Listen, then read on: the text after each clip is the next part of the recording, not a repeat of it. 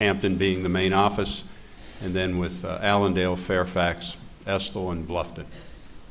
Right. You say y'all are a little bit decentralized. Is it fair to say that for the most part you were primarily responsible for the operations in Beaufort and someone else was primarily responsible for the operations in the Hampton area? Correct. And who was primarily responsible for the operations in the Hampton area? Russell Lafitte and his father, Charlie Lafitte. And when you say somewhat decentralized, obviously there was a board of directors that looked at the institution as a whole. Yes.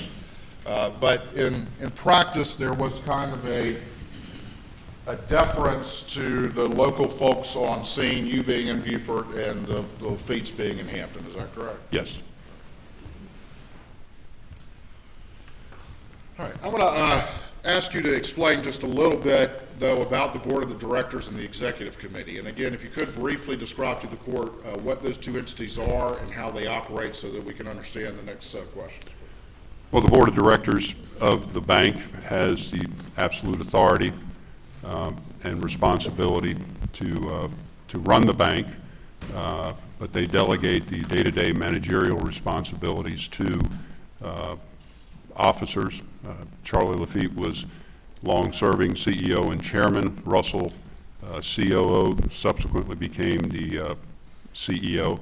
I was executive vice president and ran the two branches. But board of directors would delegate as I said, the day-to-day control to the executive committee and certain senior officers. Right. And when it came to authorizing loans, what was the role of the executive committee in authorizing certain loans? Was there a threshold, and how did that work? There is a threshold. The board of directors would authorize individual loan officer loan authorities on an annual basis. Branch managers having a certain level of authority, and then executive officers having a higher loan authority, and then organizationally, two executive officers could approve a single loan or up to X million dollars, and then once it got beyond the threshold for two executive officers, it would go on to the executive committee, which would review the loan request and either approve or deny any loan that exceeded $1.5 million. At the time, in June of 2021 or thereabouts, in that area of the year, were you the secretary of the executive committee? I was. All right, and I'm going to show you what's been marked as Exhibit 354 to your testimony, and see if you recognize that document. And Your Honor, I have a copy for you. I provided one to the defense. Would you mind handing that to the judge for us? Is that acceptable? Yes, sir. All right, do you recognize that document? I do. Tell me what that is, please. It's the minutes of the executive committee of August 12th of 2021. All right.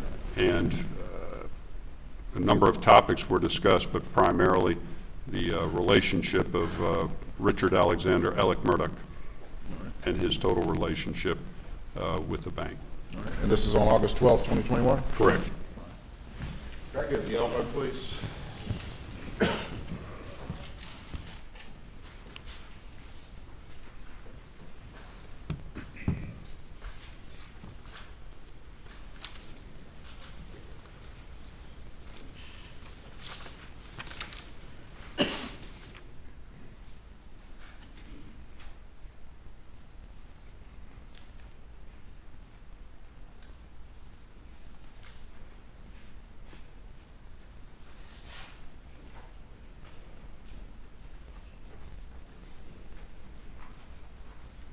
Thank you.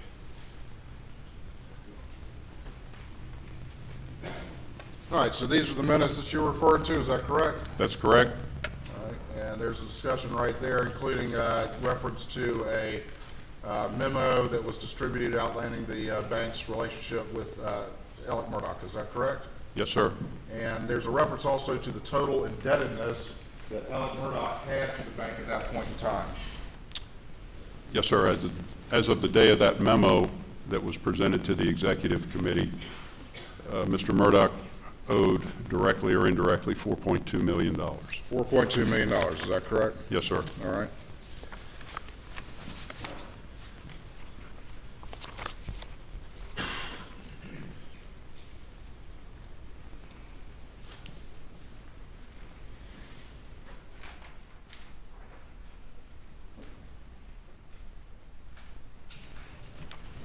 I forgot to ask you this, but tell me real quick, when do the board typically meet? When does the executive committee typically meet?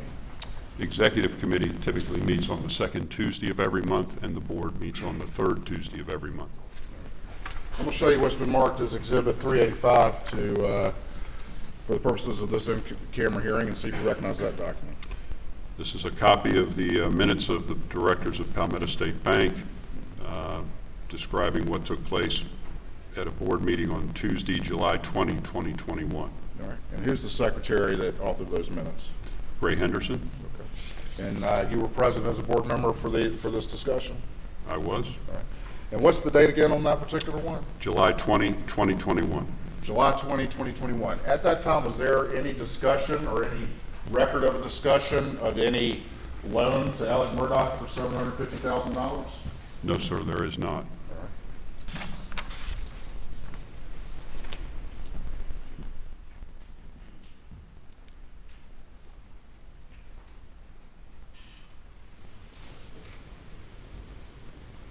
Again, that's July 20th, 2021. That's correct. All right, going back to this August 12th, 2021 Executive Committee notes, I want to walk back just a little bit and tell me, was there, did Alex Murdaugh come up in any discussion among the board members prior to August 12th, 2021? Yes, it did. Tell me about that, how that happened, please. On August 9th, Norris Lafitte, a board member, sent an email to members of the executive committee and the board asking for a full accounting of Mr. Murdaugh's relationship with the bank. All right. And can you pull that mic just a little bit closer? Yes, sir. Thank you. All right. And what happened after that? Did that spark any particular activity? Sparked quite a bit of activity, conversation, and then activity inside the bank that day. All right. And explain that to the board. What happened? Shortly after Mr. Lafitte, Norris Lafitte sent his email to members of the executive committee and the board. A deposit was made to Mr. Murdaugh's account in the amount of $400,000, which cleared up an overdraft, a large overdraft, which had been in his account that day. All right. And who caused that deposit to happen? Russell Lafitte.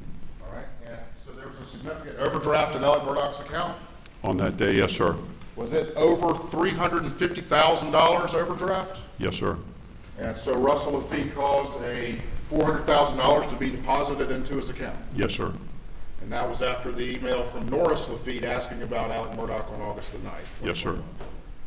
All right. At that time, then Russell Lafitte caused $400,000 to be put into Alex's account to cover a over $350,000 overdraft. Were there any loan documents or any sort of application or anything in existence supporting any such disbursement? No, sir. Just put the money in there. Yes, sir. You mentioned other activity. What other activity was sparked by that August 9th email? There was some activity to create an application to go through our typical loan approval process through one of our underwriting programs, software driven. Okay. All right. We're going to look at those documents here in a minute.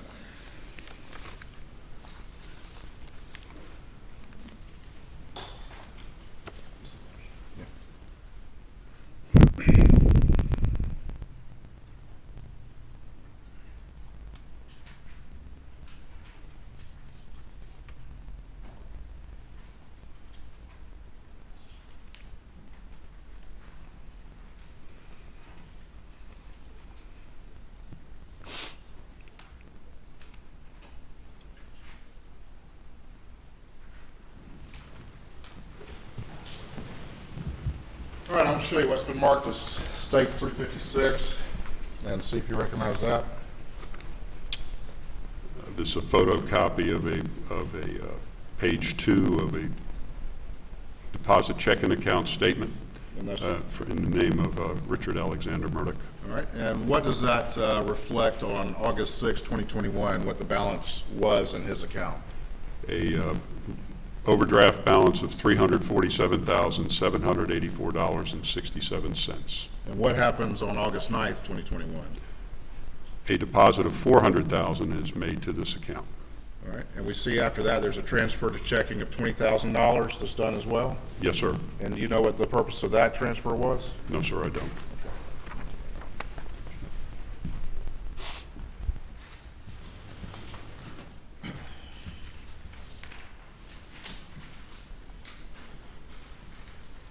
So right there on August 6, 2021, Alex's account was negative $347,000. Is that correct? Yes, sir. And then off the books, Russell Lafitte caused $400,000 to be put into his account. Is that right? Yes, sir. All right. Let's talk more about that.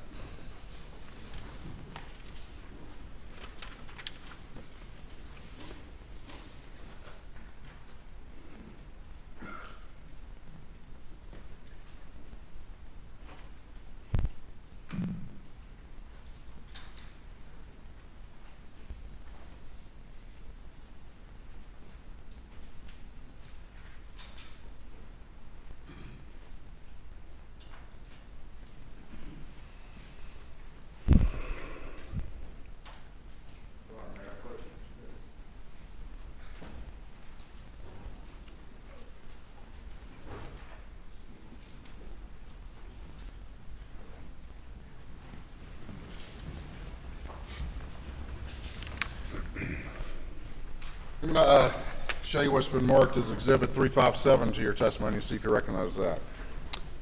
This is a copy of minutes of the directors of Palmetto State Bank dated August 17th, 2021. Okay. And who was the secretary for these? Do you know? Gray Henderson. And were you present for these board meetings? I was. All right. And these minutes accurately reflect what was discussed at the board? Yes, sir. We'll turn over to the second page. And was there a discussion at that time about, and again, this is on August 17th, 2021, was there a discussion about loans to Richard Alexander Murdaugh? There was. All right. And is there a reference there of Alex's intention to sell the farm? Yes, there is. All right. And then is there a reference in there to the extent of Alex's liability in total loans? Yes, there is. $3,544,897. All right. And was there then a discussion of additional loans that Alec had that had been charged off? Yes, there were. Okay. And very quickly, are you familiar with two entities called Zero United and Redbeard? I am. And are those entities associated with Alex Murdaugh? They are. And are those loans that in fact the bank had charged off? That's correct. All right. And explain very quickly what a charge-off is without too much detail for these purposes. Certainly. In a situation where a loan is deemed non-performing to the point where the bank's executive committee and/or senior management decides that it's time to take it off the books, you charge it off. It's an accounting treatment, but it doesn't remove the obligation of the borrower, or in this case, members of the LLC, any legal obligation to repay the loan. Right. So Alex Murdaugh was still on the hook, required to pay those loans. Is that correct? Yes, sir. And were there real properties associated with both of those loans? Yes, sir.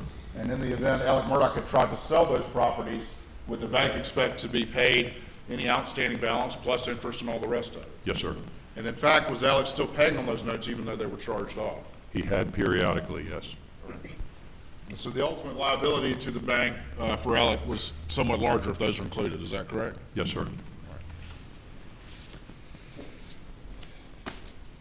There's discussion in here about a $750,000 loan in this particular board discussion. Is that correct? Yes, there is. And this is on August 12th, 2021, I believe. Is that right? The date, I think it's 17th.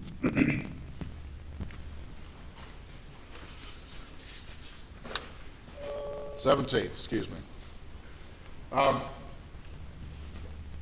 Had you been aware of any sort of $750,000 loan to Alex Murdaugh prior to these discussions coming up as you move to the board meeting on August 17th, 2021? Only to the extent that $750,000 loan had been referenced during the executive committee in the memo that was referred to in my executive committee minutes. Which would have been shortly or a couple days before this, is that Yes, correct? sir, preceding week. All right, and at the time that the $400,000 had been dispersed back on August 9th, there was no loan paperwork in existence at that time, is that correct? No, there was not. All right, was that the only disbursement made pursuant to this supposed $750,000 loan? It was not the only disbursement. All right, well, stand by for me.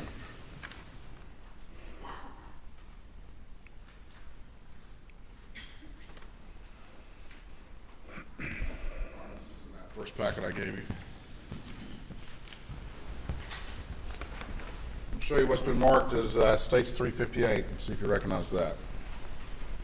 It's a wire request form on our standard documentation dated July 15, 2021. The Palmetto State's going to wire funds to South State Bank. The beneficiary of the wire is the Wilson Law Group, LLC, to their IOLTA account in the amount of $350,000. $350,000 to the Wilson Law Group? Yes, sir. All right. And then what's the next page in this document? Are the wiring instructions to the Wilson Law Group. And does it have contact information? Contact information is to Chris at wilsonlawgroup.se.com. All right. And is that Chris Wilson, the lawyer in South Carolina, in Bamberg, South Carolina, excuse me? As I currently understand, yes, sir. This is on July 15th, 2021. Yes, sir. $350,000 was wired to Chris Wilson. Yes, sir. Was there any documentation, loan application, any sort of paperwork whatsoever justifying Palmetto State Bank sending $350,000 to Chris Wilson? No, sir. All right. And then whose benefit was this sent for? Alex Murdaugh's. Alex Murdaugh's. All right, let me ask you about this, and I'm going to put it up on the screen.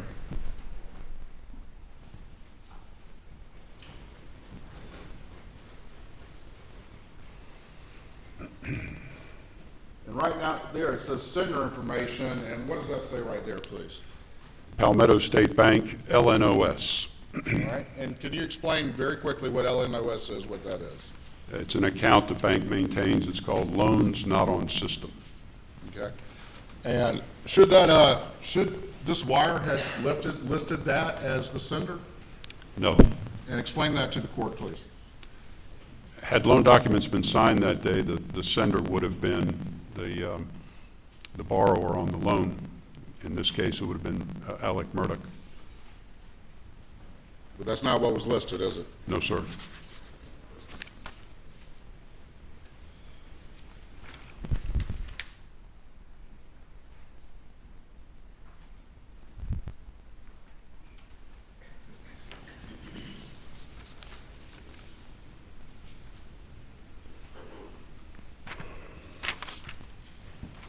I'll show you what's been marked as 359 to your testimony and see if you recognize this document. This is the customer copy of the cashier's check in the amount of $400,000 that was deposited to Alex Murdaugh's checking account. All right, and is there a sticky note on there, a copy of a sticky note? Yes, sir, there is. And what does it say, if you would, please?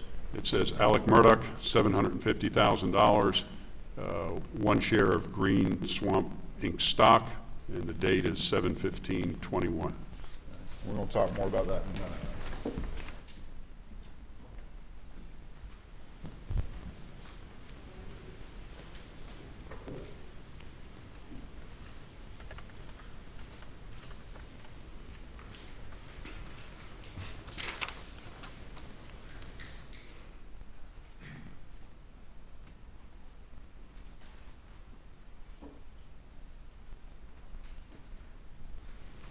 We've got states 360 and 361. Just real quick, I'm going to show you those and see if you recognize those. The top document is the checking deposit slip for credited to $400,000 to be credited to account 69406092. The account holder name is Alex Murdaugh. The date is 8/9/2021. And then we see a copy of the cashier's check dated 8/9/2021 in the amount of $400,000. All right, and then the next exhibit, 361. Next exhibit is the debit to the loans not on system account in the amount of $400,000, which was the source for the cashier's check in the same amount.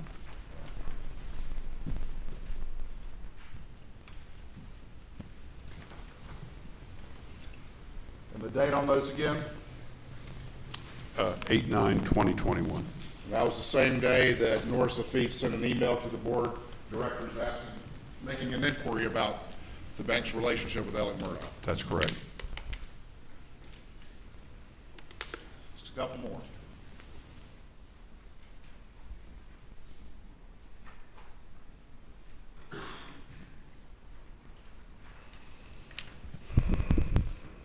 You've already testified that there was no loan application or loan paperwork or anything like that supporting the bank disbursement already of a total of $750,000. Is that right? That's correct. And that was a wire in July 15th for $350,000 that went to Chris Wilson, correct? Yes, sir. And then a $400,000 disbursement on August 9th after Norris Lafitte sent his email to the board of directors. Yes, sir. That covered a negative $347,000 overdraft in Alex's account. That's correct. A little bit extra for some walking around money, another $50K or so, correct? I can't answer that. All right. I'm going to show you what's been marked as it states 362 and see if you recognize that. This is a copy of a promissory note, commercial single advance, loan number 6996048 in the amount of $750,750. Note dated 7/15/2021. Just real quick, what's the $750 for? That's a note fee we charge. A note fee? Yes, sir. $750 for a $750,000 loan? Yes, sir. Is that typical? Possibly in the Hampton office. Yes, sir. Okay. All right. Now, I'm going to let you hold that one for a second. Look at the back page and tell me, is that application signed? Yes, it is signed. Who is it reportedly signed by? Richard Alexander Murdaugh. And what is the date on that application? The date on the note is July 15, 2021. All right. And is that the same day as that wire to Chris Wilson? Yes, sir.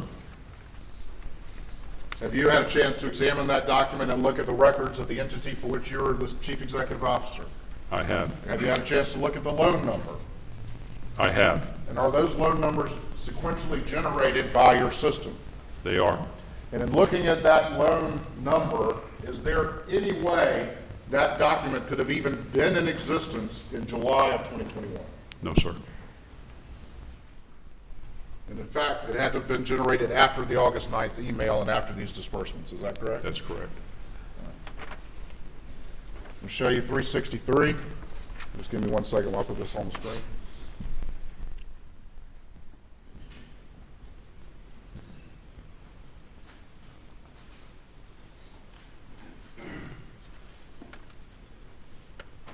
And just real quick, can you see that on the screen? Yes, sir. Is that the loan number, the sequential loan number you're talking about? Yes, sir.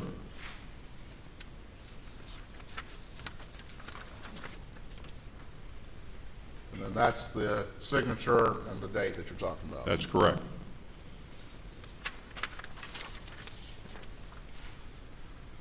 All right, that last exhibit I just handed to you, can you tell me the number on the back of it?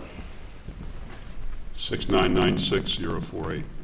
I'm sorry, I was talking about that number. 363, states 363. No, that was my job. I was asking you to do my job. All right, tell me what that document is, please. It's a business purpose statement.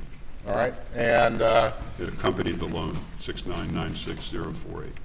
and what is the supposed purpose for the loan that's listed on that? Business expenses. Okay. See that?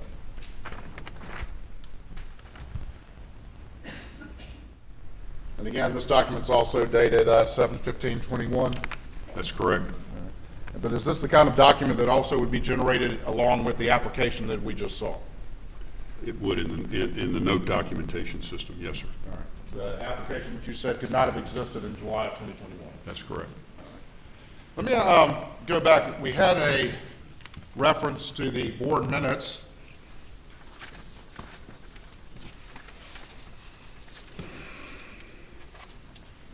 From August 17th, 2021.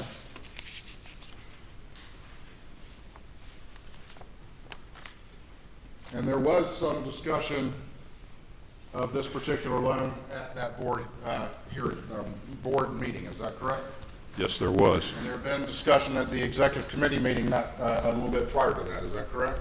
That's correct. What was your understanding at that time from those meetings, what the collateral was supposedly for this new $750,000 loan? There'd be a mortgage on Edisto Beach House and a share of Green Swamp stock. And is that the Green Swamp that was referred to on the sticky note that we saw earlier? Yes, sir.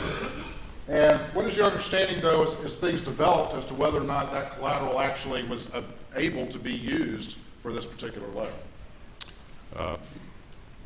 Certainly the second mortgage did not exist or was not placed on the property. The property was in the name of Mrs. Murdaugh. Okay. And what about the Green Swamp? Was that already collateralized? It was cross-collateralized with other loans.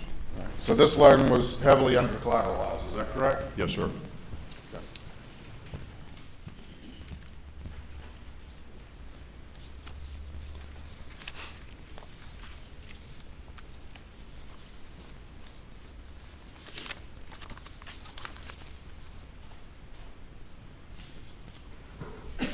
One second.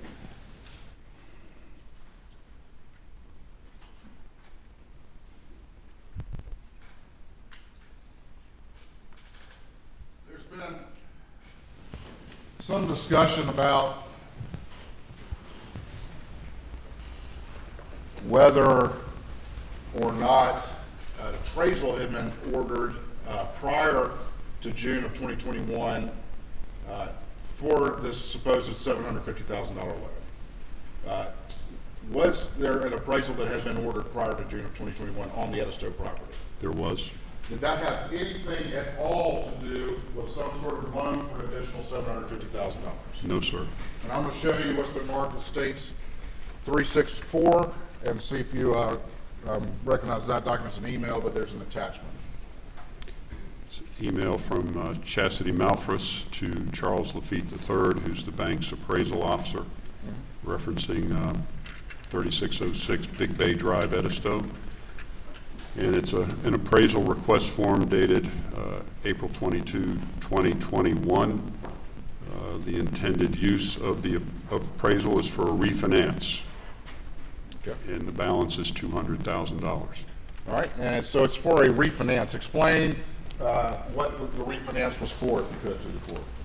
At the time, the mortgage had matured, or the mortgage loan had matured, and we needed to renew it.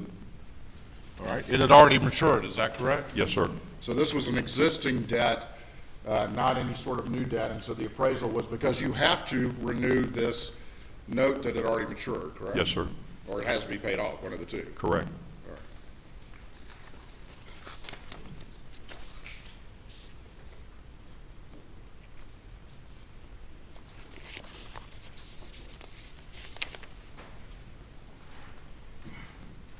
Right, can I approach this?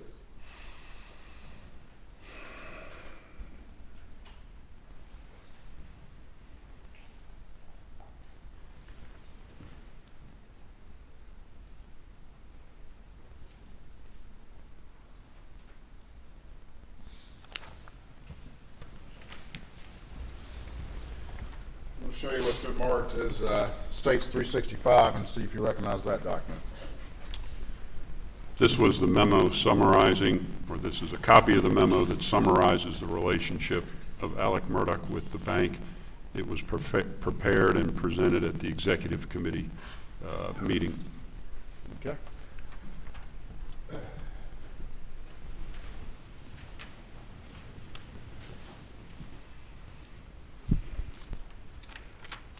Again, again, I'm going to put that up on the screen, but this lists some of the indebtedness that Alec had to the bank that you previously described earlier, Yes, sir. and including the Zero United with outstanding $307,761, Yes, sir. and then outstanding and charged off not only Zero United, but also $362,896 for Redbeard. Yes, sir.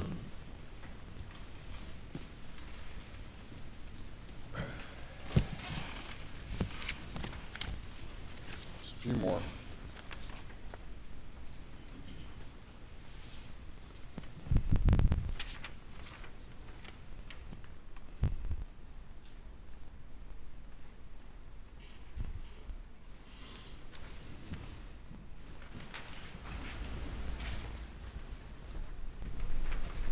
I'm going to show you what's been marked as States 366 and see if you recognize that document.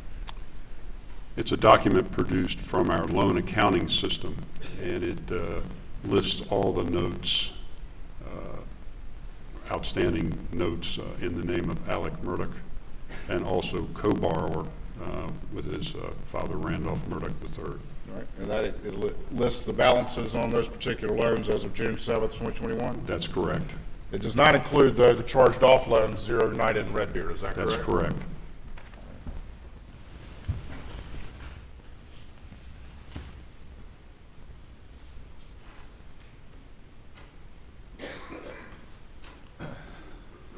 So on the first one, is that the balance right there, $104,119.80? That's the principal owed, yes, sir. That's the principal owed. These are not deposits, correct? That's correct. Owed by who? I think for the $104,000 was Williams Islands. But I mean, what borrower owed those? That would have been Mr. Murdaugh, Alex Murdaugh, yes. All right, and then this next one, what's the balance on that? How much is owed for this loan? $806,666.26. The next one, how much is owed for this loan? $195,171.64. How much is owed for this loan? $999,650.94. And this is actually a $1 million line of credit, is that correct? Yes, sir. It's pretty much maxed out, isn't it? Yes, sir.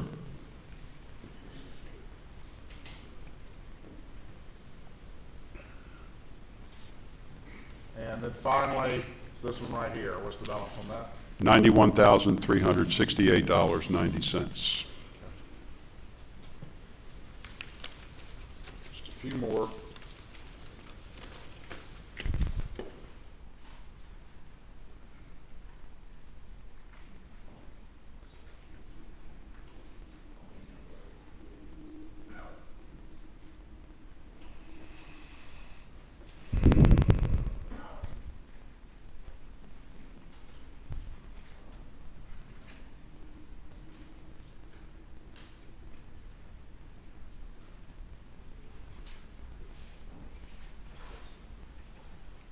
All right. Last set of documents here. I'm going to show you what's been marked as states. Stand by for me real quick.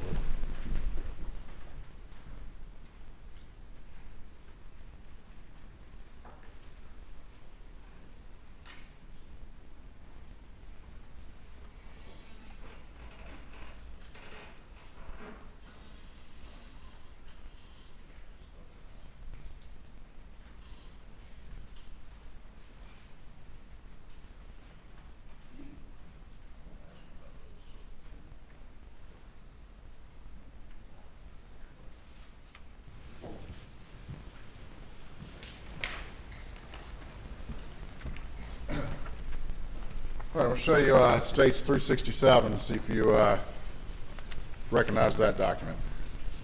It's a copy of a bank statement, Alex Murdaugh farm account. And what is the balance of that on June 7th, 2021? June 7, 2021 shows a deficit balance of $2,458.23. Negative balance? Yes, sir. Show you what's been marked as 368, and do you recognize that? Again, it's a checking account statement, Richard Alexander Murdaugh for account 6092. All right, can you tell me what the balance was on June 7th, 2021? $2,185.23. I'm going to show you what's been marked as States 369 and see if you recognize that. This is again, statement for a health savings account, 3094, in the name of Richard Alexander Murdaugh. All right, and what's the balance on that? $7,540.61. And that's a health savings account? Yes, sir. Can that be used for any purpose or only for legitimate medical purposes? I think the latter, the medical purposes.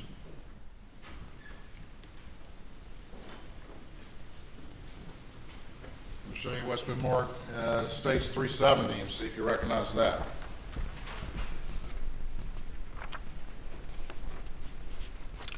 Again, a bank statement, copy of a bank statement in the name of Alex Murdaugh, account number 6649. And the balance on 6/7 would have been $62,115.06. All right, and then finally 371, if you could, tell me if you recognize that. This is a account statement, interest checking account in the name of Margaret Maggie Murdaugh and Alex Murdaugh, number 5109, and the balance on 6/7, $3,900.04.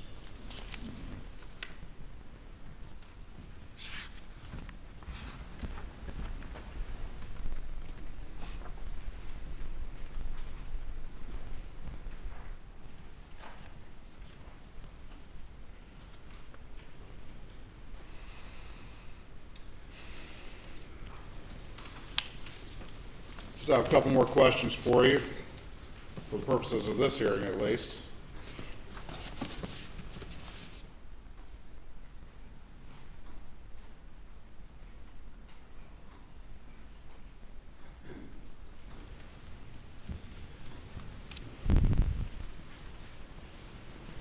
It's fair to say that of June 2021 and the months after, the indebtedness to Palmetto State Bank from Alex Murdaugh was very, very large. Yes, sir. And it's fair to say it also had charged off loans in the past, is that correct? Yes, sir. If it had come out at any particular time from, let's say, 2010 on up to June of 2021, or at any time, that Alex Murdaugh had been stealing money from his partners or stealing money from his clients, would this bank have continued to loan him money? No, sir. Nothing further at this time, Your Honor. Private defense. Yes, Your Honor, briefly.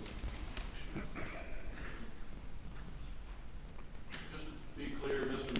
Malinowski, on June 7th, 2021, Mr.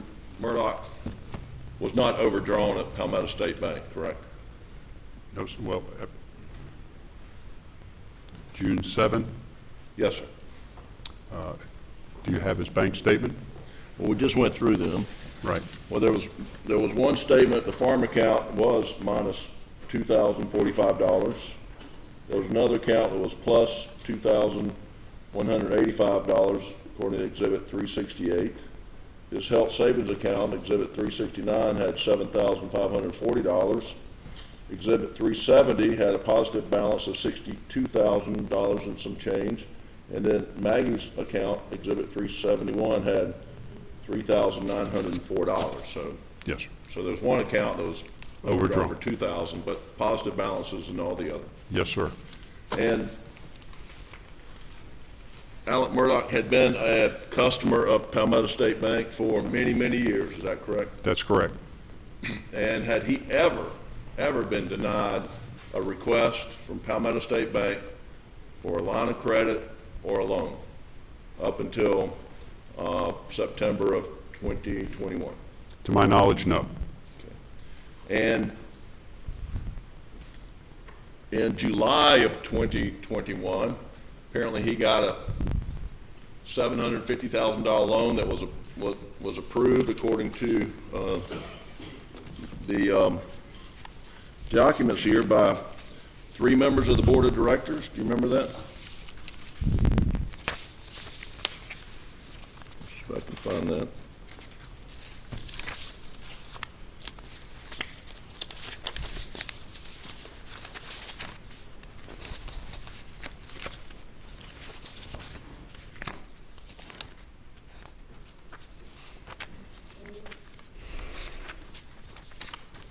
Left it back over there. Here it is. Is Elmo up? All right. Can you see the highlighted language there? I can see the highlighted language, yes, sir. Yes, sir. And this is from, let's be sure we know what we're talking about.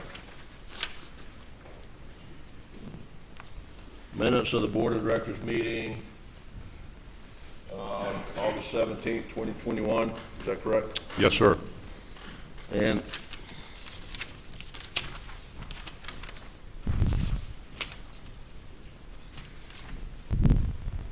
here, says Chairman Lafitte reviewed the loans to Richard Alexander Murdaugh. Russell Lafitte stated that his intention is to sell the farm. We have mortgages on the properties that supersede the property being transferred into Maggie's name.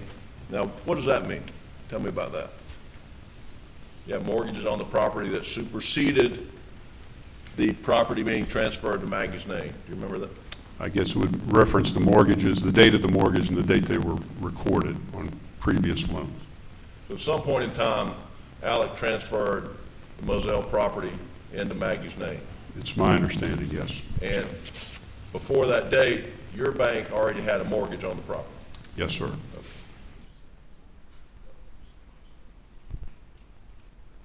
that the Moselle property? Are we talking about the Moselle property here?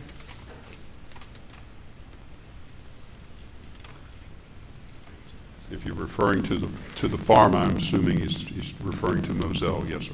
Okay.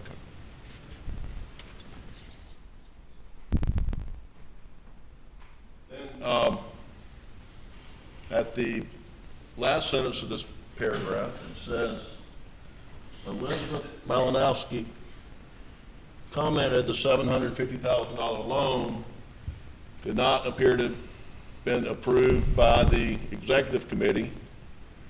Russell Lafitte explained that 3 of the 5 members approved the loan.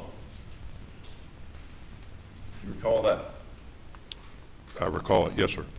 And who are the 3 of the 5 members of the executive committee that approved the loan? It would have been Charlie Lafitte, Ray Henderson, and Russell Lafitte. And do you recall Charlie Lafitte telling you at some point in time, maybe around in here or even before, that if Alex Murdaugh wanted to receive a loan from the bank, that he would get it? That was Mr. Lafitte's opinion, yes. And who was Mr. Lafitte in relation to the bank in June of 2007? 2007? Excuse me, June 7th, 2021. He was chairman of the bank. And was Russell Lafitte related to Mr. Lafitte? His son. Okay. And who are the members of the executive committee?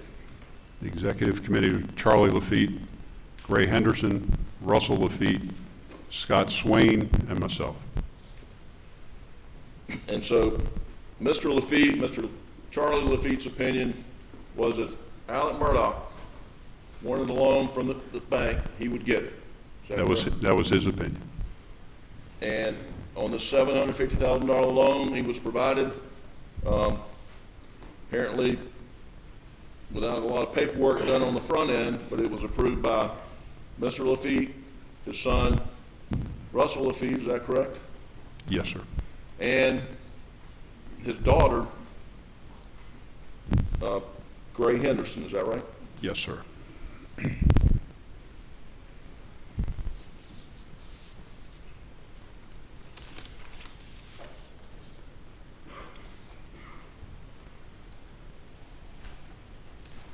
And you mentioned that there was some, in June of 2021, there were some $4.2 million or something outstanding. I don't have the exact number, but maybe we can find that. Do you know how much was secured and unsecured when you reviewed the indebtedness? Do you have a document I can refer to? I'm trying to find it.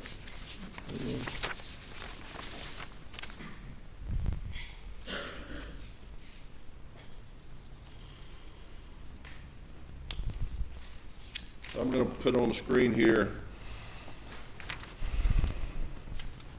You may be talking about the same document we looked at, and I have the highlighted language. It says here, well, let's just refer to it says Norris Lafitte had found a mathematical error which will be corrected to $3,544,897 total loans, and those are total loans to Mr. Murdaugh. Is that correct? According to another memo that came. Okay. So, as to this amount, how much was it all secured? Without seeing the memo, I couldn't tell. If you've got the memo, I'll certainly go down the loans. I don't have the memo. I only have what I was provided.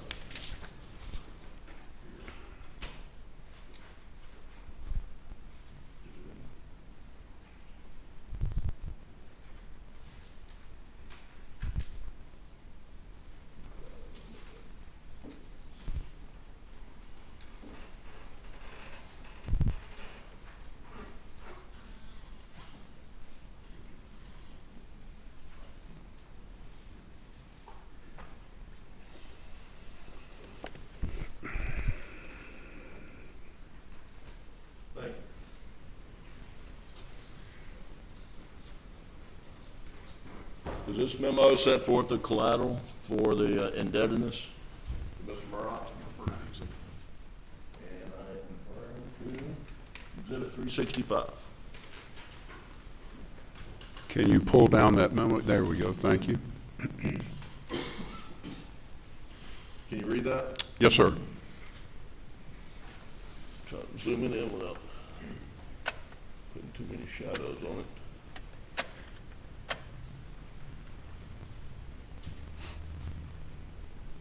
And so we went through that.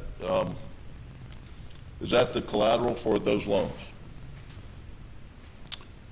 As stated in the memo, yes. Okay. Now, you mentioned that some loans have been written off. Are you aware that Mr. Murdaugh was still paying on the loans that had been written off? Yes, sir, I was.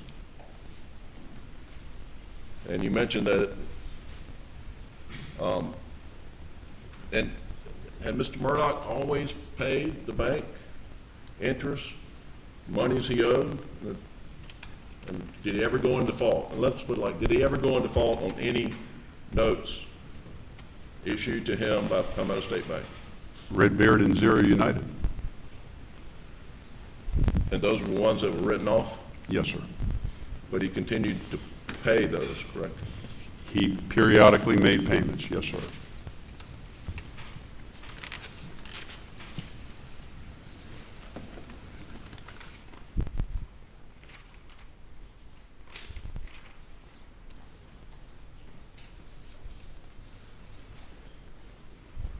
Are you aware that on the day Maggie Murdaugh was murdered sometime the night of June the 7th, are you aware that she was scheduled to meet your appraiser at Edisto on June the 8th? No, sir.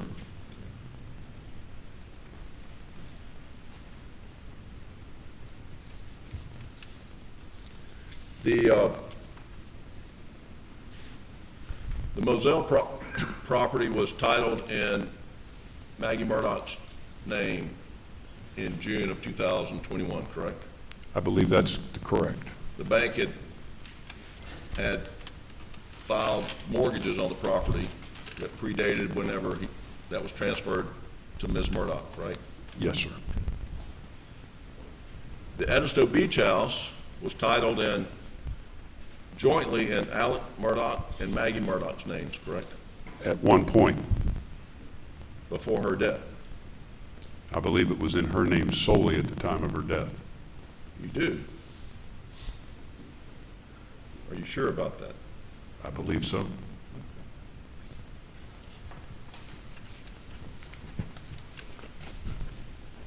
And what information are you relying upon to say that? Looking at the Colleton County deed records.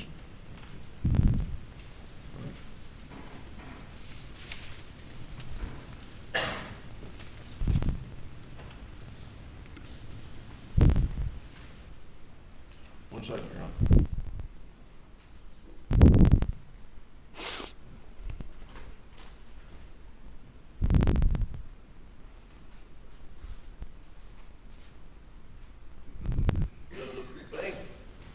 Undergo routine FDIC audits, Palmetto State Bank? Yes, sir. And had Mr. Murdaugh's relationship with the bank ever been flagged in any audit conducted by the FDIC or their contract auditors? To my knowledge, no. That's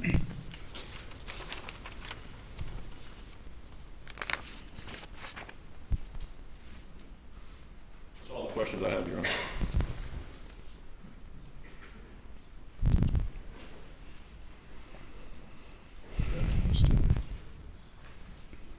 Mr. Malinowski, just a few more questions. May it please the court. Get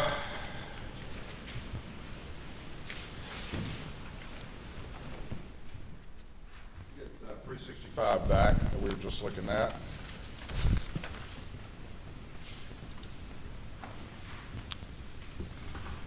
This is that memo that was prepared for the board meetings, correct? This was the one that was prepared for the executive committee. And what does it say right there at the bottom, the purpose that's being reported that the $750,000 is for? To remodel of the house in Edisto. Does it say anything about sending $350,000 to Chris Wilson to try to make up the funds that he had diverted from his law firm? No, sir. Does it say anything about $400,000 to cover a $347,000 overdraft? No, sir.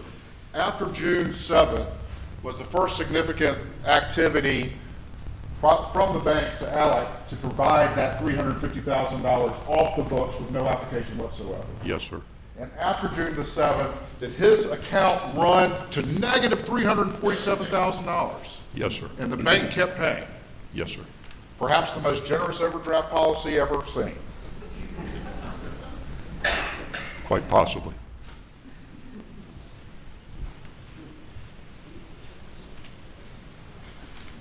You were asked a little bit about Zero United and Redbeard, which are up on the screen.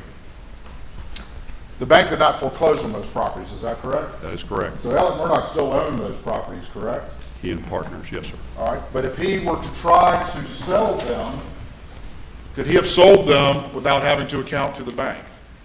He would have had to pay back the monies he owed, had borrowed from the bank. And we see that up on that screen, what happened to my clip?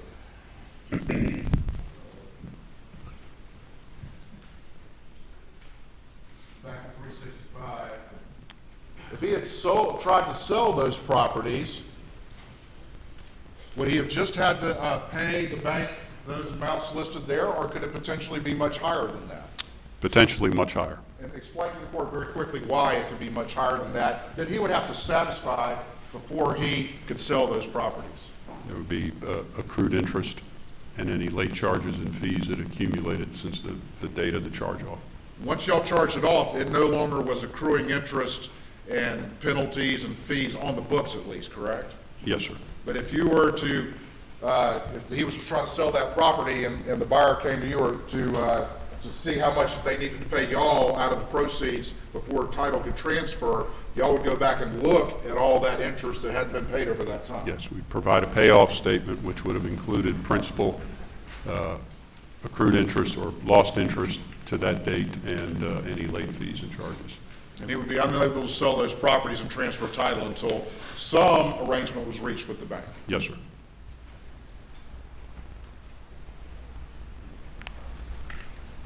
We just,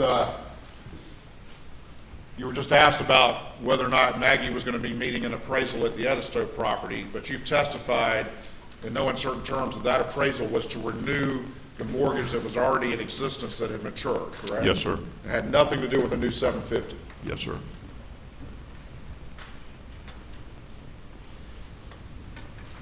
We just talked about the negative $347,000 overdraft policy, correct? Yes, sir. In 2 months, his account had went to negative $347,000. Yes, sir. If it had come out that Alex Murdaugh had been diverting fees from his law firm, if Alex Murdaugh had been forced to resign from his law firm, if it had come out that he had been misappropriating money from his clients, would the bank have continued to pay charges coming in on that account? No, sir. No. No, sir. No uncertain terms about that. No uncertain terms. So all this testimony about the relationship in the bank, if the truth had come out, it's a new ball game, correct? Yes, sir. And in the wake of all of this, Russell Lafitte was terminated and you became CEO, is that correct? Yes, sir. And now there's a new sheriff in town at Palmetto State Bank, correct? Yes, sir. Thank you. Anything further? Just briefly, Mr. Malinowski, how much in interest did Alex Murdaugh pay to Palmetto State Bank over the years? I don't know. It's excess of $4 million, isn't it? I don't have a figure. Thank you. You may step down. Thank you.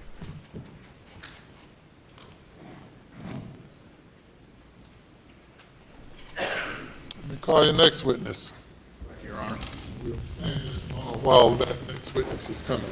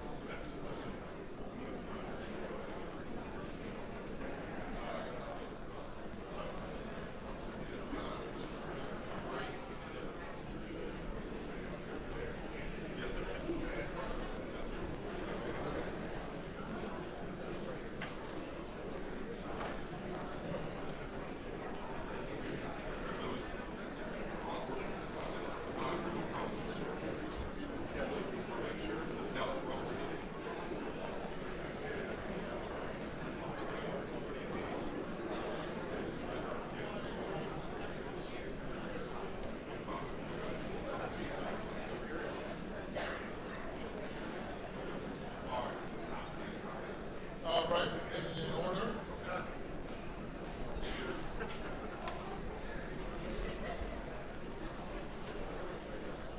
Call your next witness.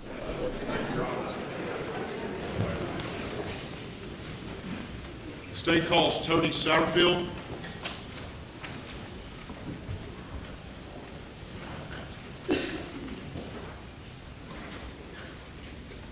Right hand, left hand on the side. You affirm the testimony about to get recorded in this trial, so give the truth so help you God. Yes. Take a seat in the witness stand. State your name again for the record. Spell your last name.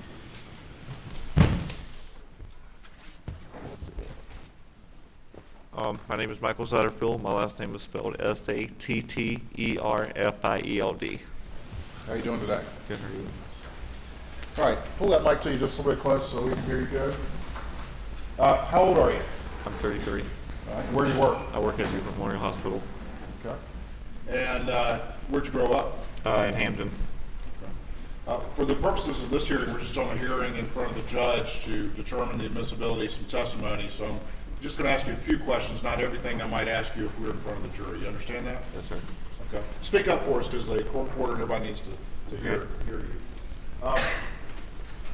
Who was your mother? Gloria Satterfield. Gloria Satterfield? Yes.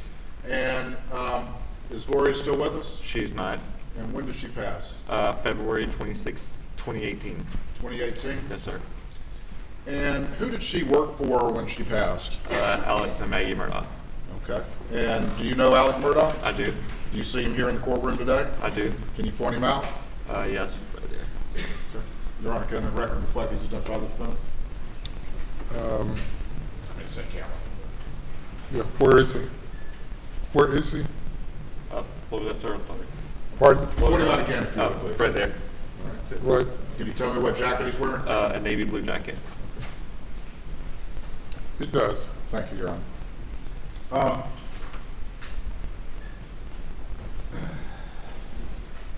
How long did your mom, roughly, how long did she work for Alec? Do you know? If I had to take an estimate, I guess 20-some years, maybe give and take.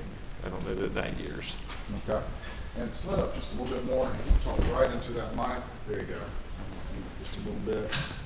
Need to get up on mic so we can hear you. All right. What did your mom do for Alec? She was their housekeeper. She babysat for them. She cleaned their house, and kind of anything else they kind of need. Okay. And she'd been doing that for a long time? Yes. During the course of that, you got to know Alec and his family to some extent as well? Yes. Did you trust Mr. Murdaugh? Yes. What happened to your mom? She fell and hit her head. And where was she when that happened? She was at Alice's house in Moselle. In Moselle? Yes. Did she pass right away, or did she live for a while? She lived for a few weeks. Was she ever able to say to you what happened, how she fell or anything? No, she was not. After she passed, did you have any conversation with Alec about what to do about it? I did. And what was the conversation you had with Alec? I What did he say? barely, Go ahead. I barely remember, but it's like, let me go after my insurance company for this or whatever, kind of get these medical bills and stuff paid.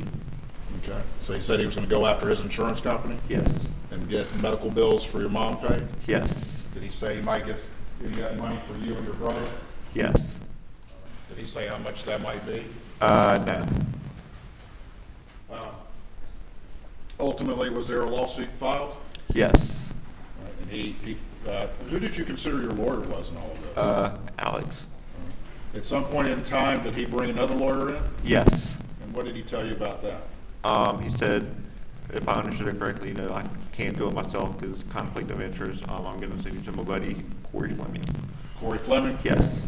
Did he tell you anything about his relationship with Corey Fleming other than they were buddies? Can you repeat the question? I'm sorry, I didn't hear you. Did he tell you anything more about his relationship with Corey Fleming? No. After he brought in Corey Fleming, were you still communicating directly with Alec about the case? Yes. Who did you think your lawyer was Alex. the whole time? Yes. Did he ever bring in a person, or did they ever bring in a person by the name of Chad? Yes. And you remember Chad's last name? Westendorf. Okay. And what did they tell you about Chad? That he should be my PR. Your PR? Yes. Did you ever meet with Chad? Yes. Did you meet with him a lot, or just? One time I can think of. Alec told you that he was going after his insurance company. Did he say how much that insurance was? One of them that I know of was like $500,000, and that's the only one. That's the only one he told you about? Yes. Did he ever tell you that there was also an umbrella policy worth upwards of $5 million? No. Never mentioned that to you, did he? No.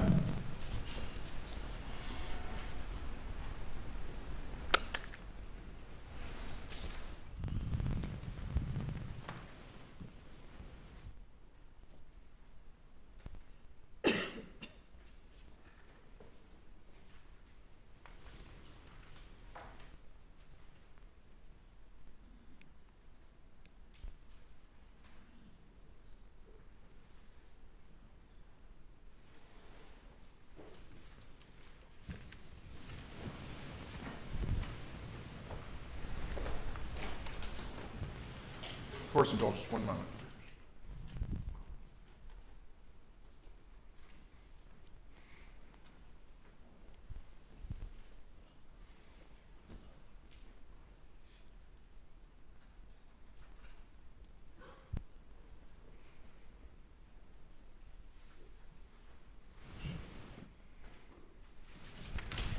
I'll show you what's been marked as States 372 to your testimony and just have you take a look at that. And do you recognize that document? Yes. And tell me what that is. That is a cover sheet that I faxed that I sent him, Alex. Okay, and what's the reason that you sent that to Alec? I got something from the trailer company and a medical bill, I believe, and I just wanted to be sure what I needed to do with it. You had received some paperwork about your mom? It was a bill. It was a bill? Yeah. And who did you send that to? Alex Murdaugh, or the law firm. All right, and why did you send it to Alex Murdaugh? Because he said if we got any medical bills, just forward them to him, and I didn't know if I needed to do anything with it. Because you thought he was your lawyer? Yes. All right, and this had your phone number on there, but we blacked it out, correct? Yes.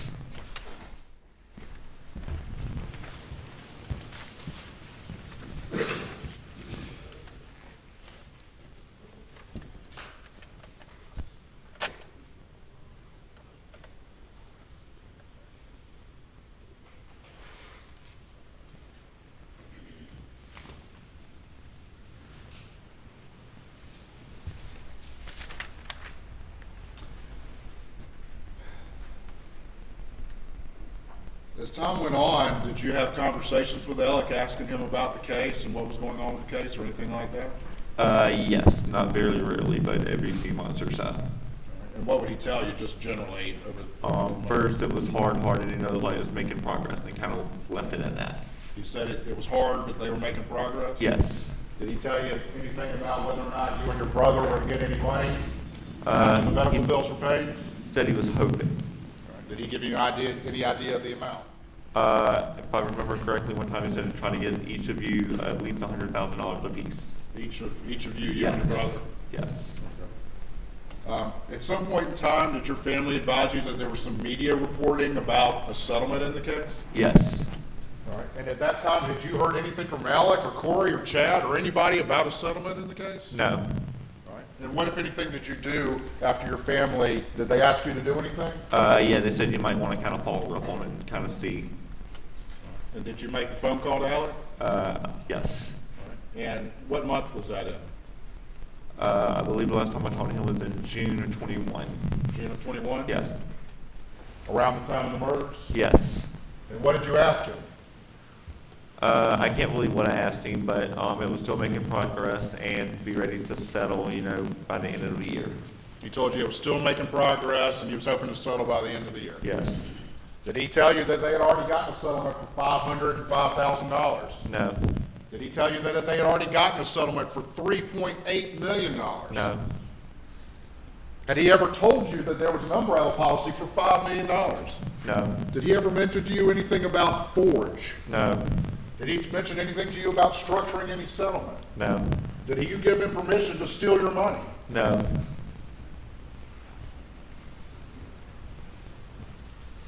Ultimately, in the wake of all of this,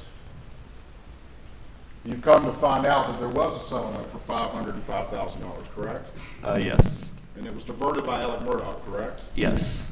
And ultimately, you've come to find out that there was a settlement under the umbrella policy for $3.8 million. Is that correct? Yes. Or thereabouts, correct? Yes. And a large portion of that was diverted by Alex Murdaugh. Is that right? Yes.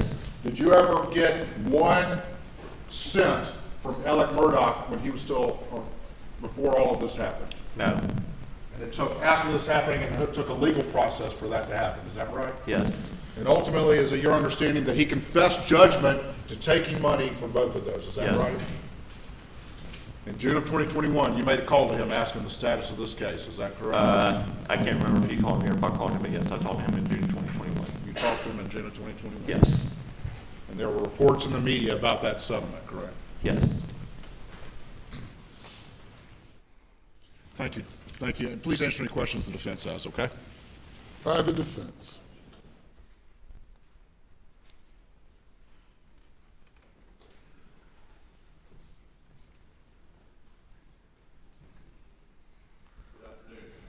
Morning, I'm sorry. Morning. Long week. You had a family member who saw an article in somewhere.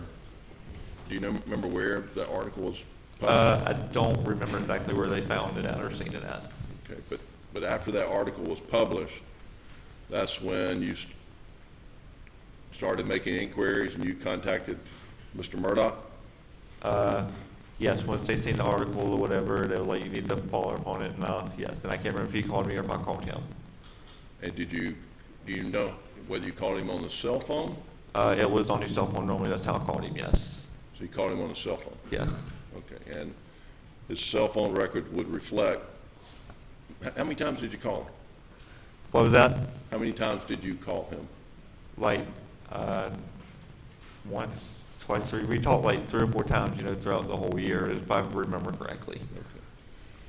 And when you called him after reading some article about a settlement, do you know if that was before or after Maggie and Paul were murdered? It was around the time, but I don't remember if it was before or after. Okay, all right, thank you. That's probably wrong. Thank you. You may step down.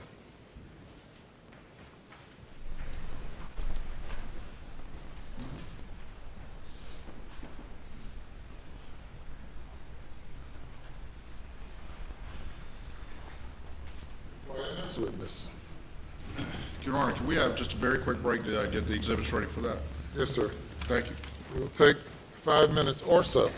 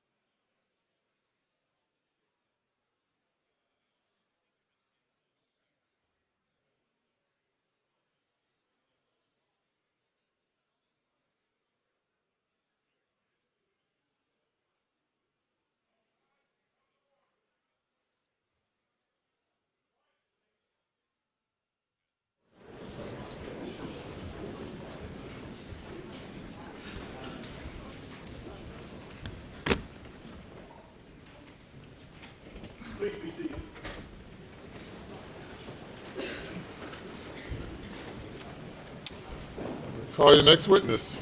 State calls Carson Burney. Do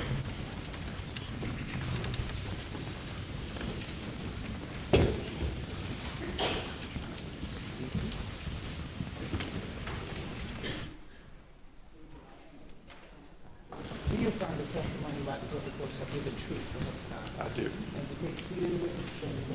State your name again for the record. Spell your last name, please.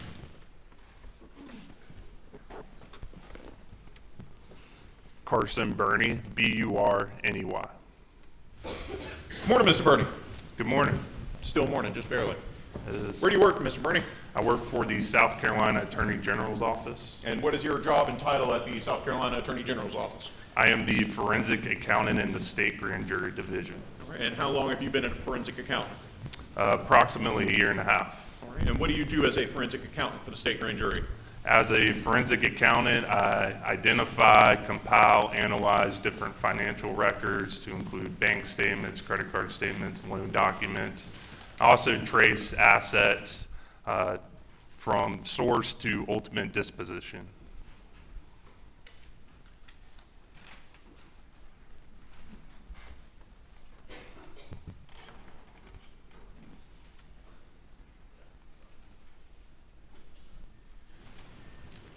All right, and what did you do prior to serving as a forensic accountant for the state grand jury? In 2019, I joined the South Carolina Department of Revenue as a sales tax auditor, and I was there for a little over 2 years. There are a variety of other niceties, but because it's an in-camera hearing, we'll cut straight to the chase. As a forensic accountant for the state grand jury division, have you reviewed any documents in relation to a Richard Alexander Murdaugh? I have And what sorts of documents have you reviewed in relation to that gentleman? similar documents, as I mentioned earlier. They would include bank statements, loan documents, wire information, money orders, and other various things. And what were you asked to do in relation to those documents? I was asked to trace the alleged stolen funds and ultimately show where the disposition of those funds ended up. Now, you said trace. What is tracing from a 10,000-foot view? Tracing is simply just following a fund. In this example, these are the alleged stolen checks. Primarily that went to Forge account, and following the money through to see where exactly it was ultimately spent out of those accounts. And so in analyzing records and in coordination with law enforcement, were specific instruments identified and asked of you to trace where their ultimate disposition was? I was. Now, when we say ultimate disposition, can you follow that same dollar forever and ever onto eternity, or is there sort of a line where you have to just draw it and stop and say that's as far as we can go? You have to draw a line. Obviously, you could follow money forever, forever, and forever, but for the purposes of my analysis, I looked at when they ultimately went out of an account controlled by Alex Murdaugh. Did you also draw any lines when they went into any sort of loan statement or credit card statement or anything like that? That's correct. If it was a credit card payment or a loan payment, I would stop there for that particular trace. And have you prepared documents reflecting the conclusions you reached upon tracing those funds? I have. All right. And just very briefly, there's a variety of different ways to trace money. Is that correct? That is correct. And just very quickly, which methodology did you apply in tracing the funds? Right. So you do have to have some rules when you are tracing funds to stay consistent. So the method I used was a first in, first out method. And what is the first in, first out method? It's exactly like the name implies. The first money into an account would be the first money out of an account. I'm showing you a document that has been labeled for the purposes of this in-camera proceeding as it states Exhibit 373. Very briefly, do you recognize this document?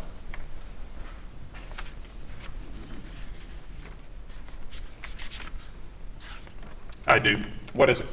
This is a tracing of funds regarding the $792,000 with the Ferris case.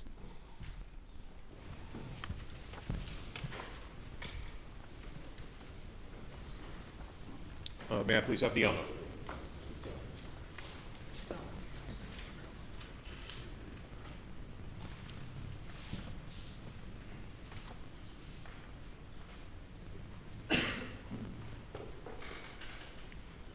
And Mr. Birdie, can you see that? I can. All right. And so explain very briefly here at the top, what is this green table at the top? The green table at the top indicate the three instruments I was tracing. So the first being a check in the amount of $192,000 with a date or a negotiated date of March 10th, 2021.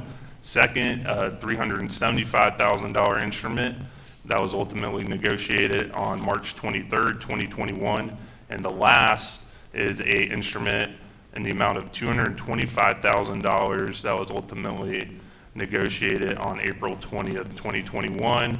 And there you can see the bank number, account number that it was deposited into. And what were the last four digits of that bank account that it was deposited into? 6779. And what was the descriptive holder of that account? Alex Murdaugh. And what's that next column, the from column?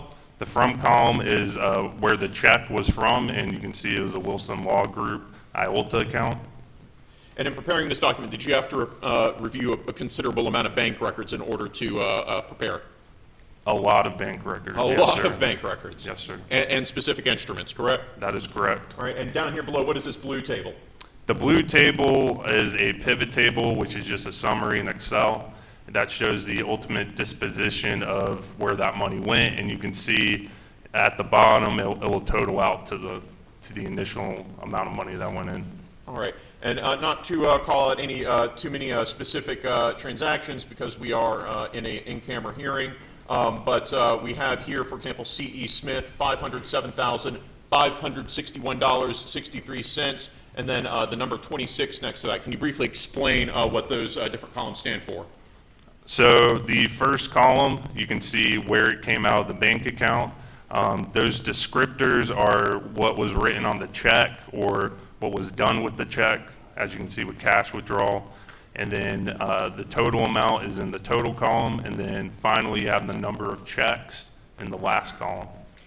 And then another name that we have here is what appears to be the name of an attorney in the amount of $150,000. Am I reading that correctly? That is correct. And then we have it broken down into two separate subsections. What is the distinction between those two different subsections? Just different bank accounts where the money was ultimately disposed. Money would transfer from one bank account to another bank account.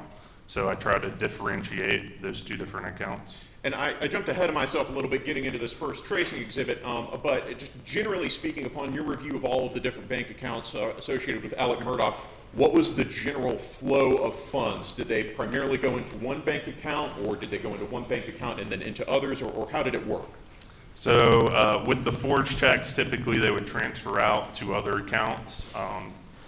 Alex Murdaugh had a few different Bank of America accounts in addition to the Palmetto State bank accounts that would go over there as well. So he had a bank account at Bank of America that was labeled Richard Alexander Murdaugh Ford, is that correct? That is correct. And did he also have another bank account at Bank of America that didn't have any mention of Ford, is that correct? That's correct. The second bank account you're talking about appeared to be a personal checking account just in his name. And so would money go into one account and then into that checking account, or would money go into directly that checking account, or both? It depends on the instrument. For example, these three checks went into his personal checking account because they were named to Richard Alexander Murdaugh. And so here, coming out of that Bank of America account ending 6779, that is the checking account, ultimately $747,000 out of the $792,000 was dispersed. Is that correct? That is correct. And then, and how much was dispersed after being transferred into Palmetto State Bank account 6092? $42,000. 6092 is that a particularly active account for Mr. Murdaugh? It is. It's one of his most active accounts at Palmetto State Bank. And then a little bit further down here, we have something that's labeled PSB 1646 Alex Murdaugh Farm. What was that account? That was, it's just labeled a farm account, and it, from just looking at account records, seems to primarily deal with the farm being Moselle property. And how much money of these Ferris fees was dispersed out of that farm account? $3,000. And then flipping behind that facial summary page, we're not going to go through line by line here, but we have every single individual transaction that is summarized in that covers pivot table. Is that correct? That is correct. Some of the details I would include on those pivot tables, if there's a date on the check, the date it was negotiated, the amount, and the account number. And then what we're looking at here, the $192,000, is that one of the instruments that you were tracing? Yes, sir. And then this next page, $375,000, is that one of the instruments? Yes. And then the next page, the $225,000, is that one of the instruments? Yes, sir.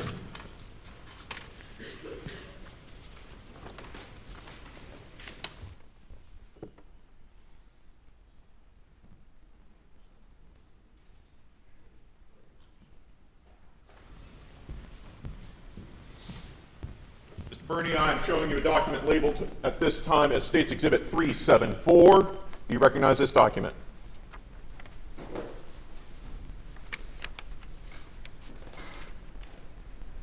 I do. What is it?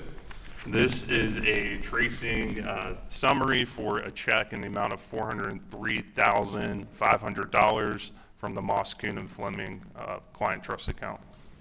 Is this identified in common parlance as Satterfield money? Yes.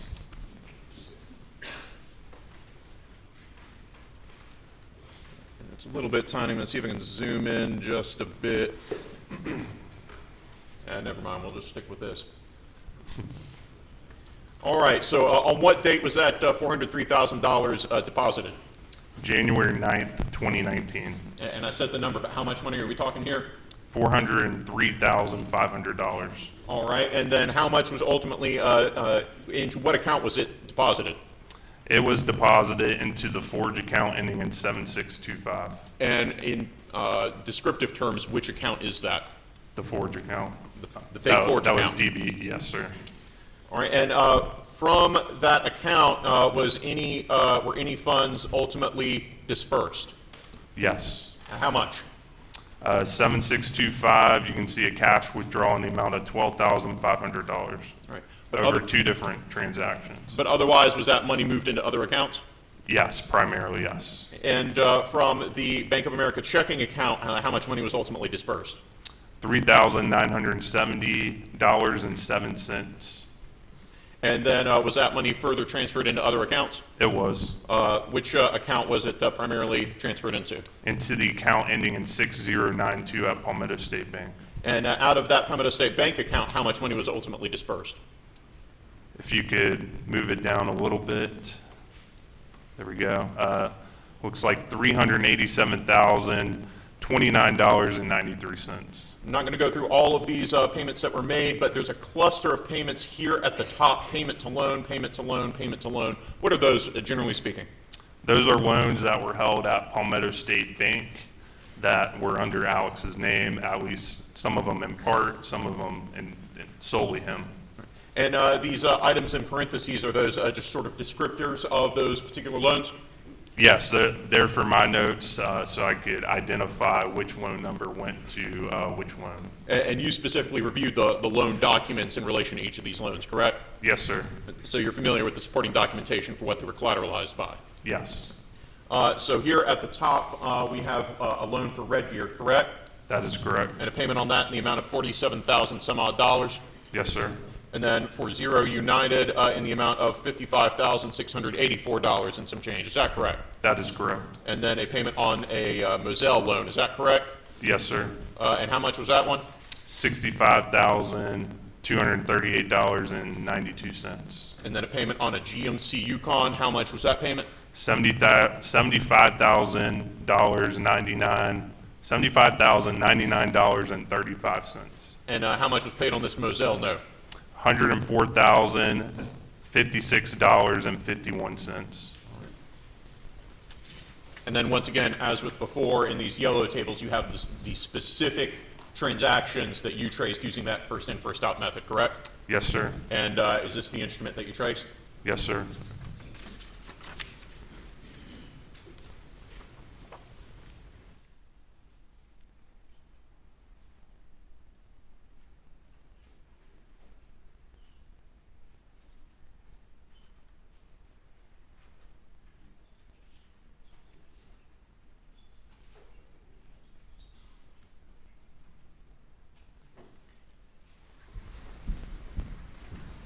I'm showing you a document labeled as states Exhibit 375. Do you recognize this document?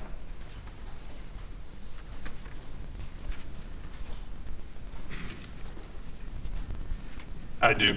And what is it? This is a tracing summary of a check from the Moss, Kuhn, and Fleming client trust account, roughly in the amount of $2.9 million.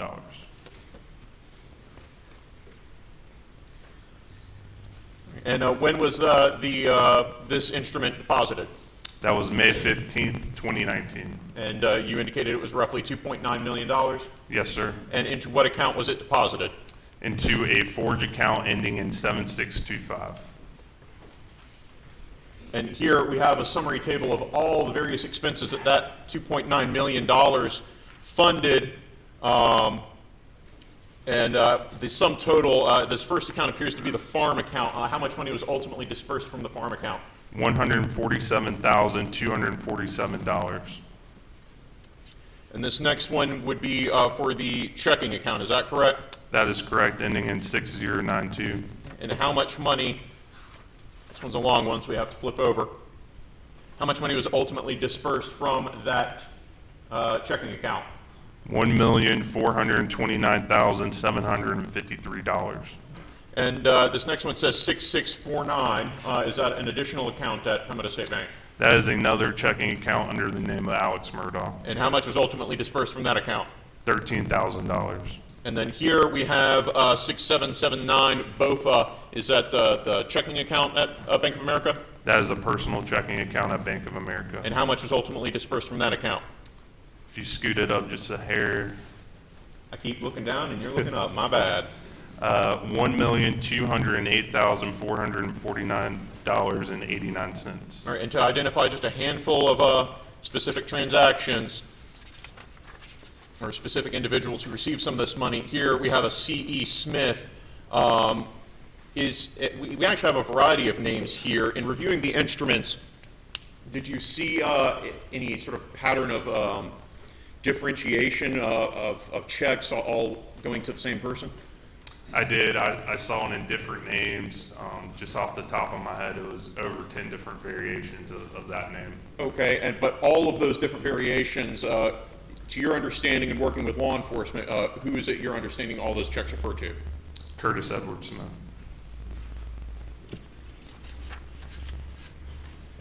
And so here we have a line that says C.E. Smith, and how much went out of this money to him? So under the name C.E. Smith, $132,687.03. And over how many instruments was that money effectuated? 24 different instruments. And then a little bit further down, we have a Curtis E. Smith. And if I can read lines correctly, how much money was dispersed under that name? $56,765.48. And over how many instruments? Your highlighter's covering it by 12. And the next name down, Curtis Eddie Smith. $6,404. And that was a single instrument? Yes, sir. Curtis Edward Smith. $4,725 over one instrument. And Curtis Smith. Curtis Smith, $23,823.03 over 4 different instruments. We additionally had a payment to a credit card here in the amount of how much? $7,570.50. And did you ultimately get the records of that credit card? I did. Did you attempt to trace any further what specific purchases that money went to? I did not. I just ended up the payment to the credit card for my own sanity, primarily. And here we have Randolph Murdaugh III. How much money went to Mr. Murdaugh? It was $385,000 in one instrument. And then additionally, right below that, we have the name Scott Harriet. How much money went to Mr. Harriet? $84 over one instrument.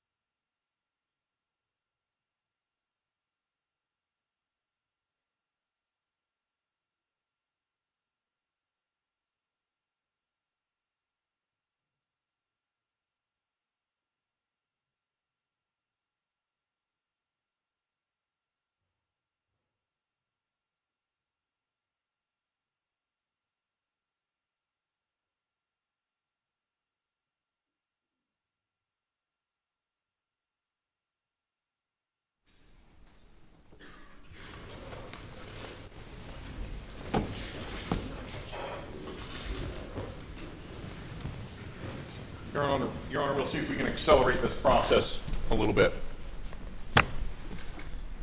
Mr. Burney, I have handed you a series of exhibits starting with states 376 and ending in states 397.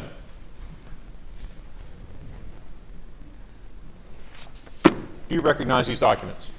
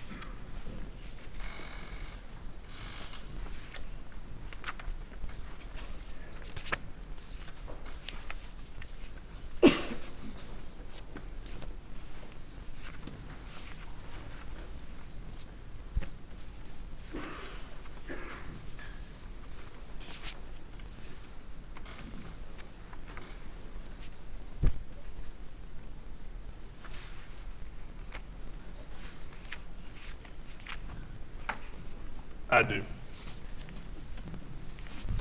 And are all of these exhibits from 376 to 397 documents that you prepared tracing the flow of funds from instruments involving money going through the Forge account, through checks negotiated in the name of Palmetto State Bank, and from the Ferris fees from the Mack truck case? Yes, sir. And I think we actually already got through the Ferris fees from that truck case, so these would be what went through the Forge account, correct? Through the Forge account, there's some Palmetto State Bank checks in there as well. In addition to, I believe there might be a check or two in the name of Alex Murdaugh in there.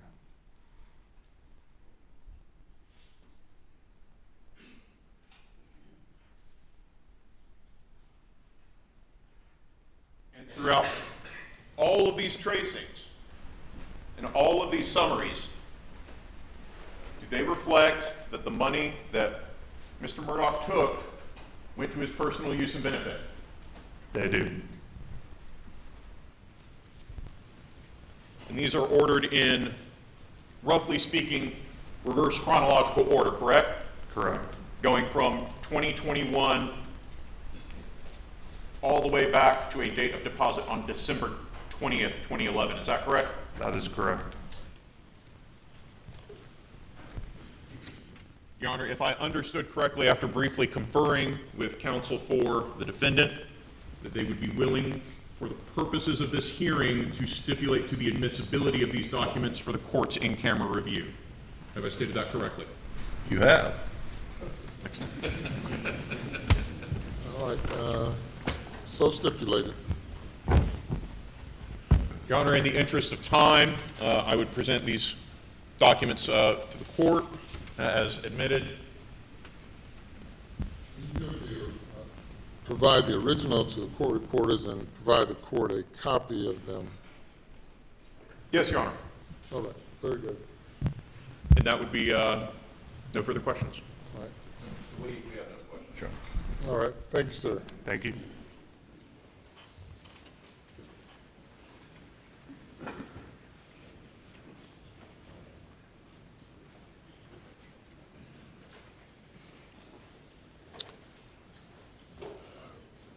State ready for the jury, state and defense. Your Honor, 1 minute, please.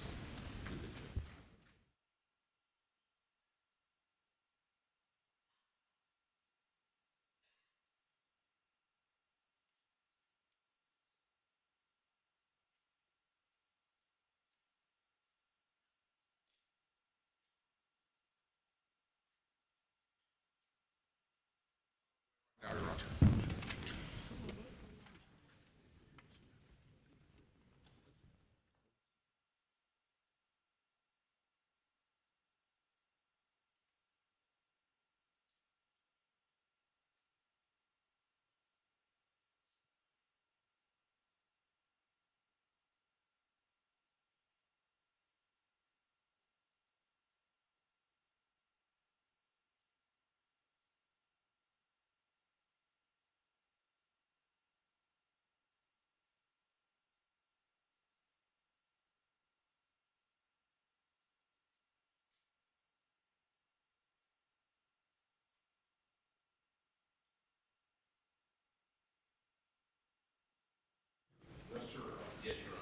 Okay, if you bring the jury.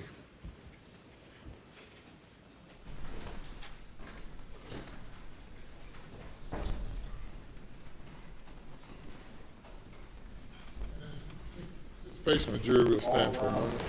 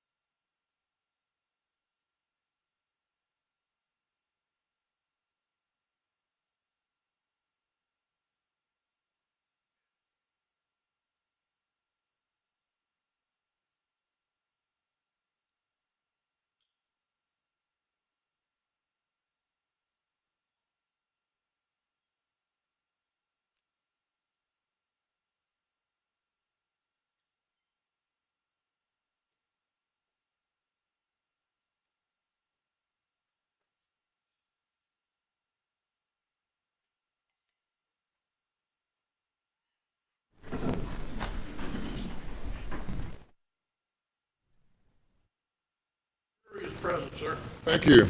Be seated.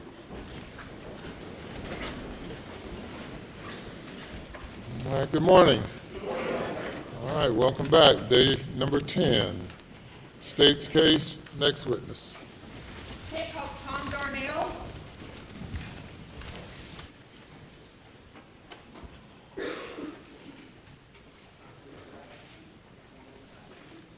Report in this trial shall be the truth, so help you God. I do. Take a seat in the witness stand. State your name again for the record. Spell your last name.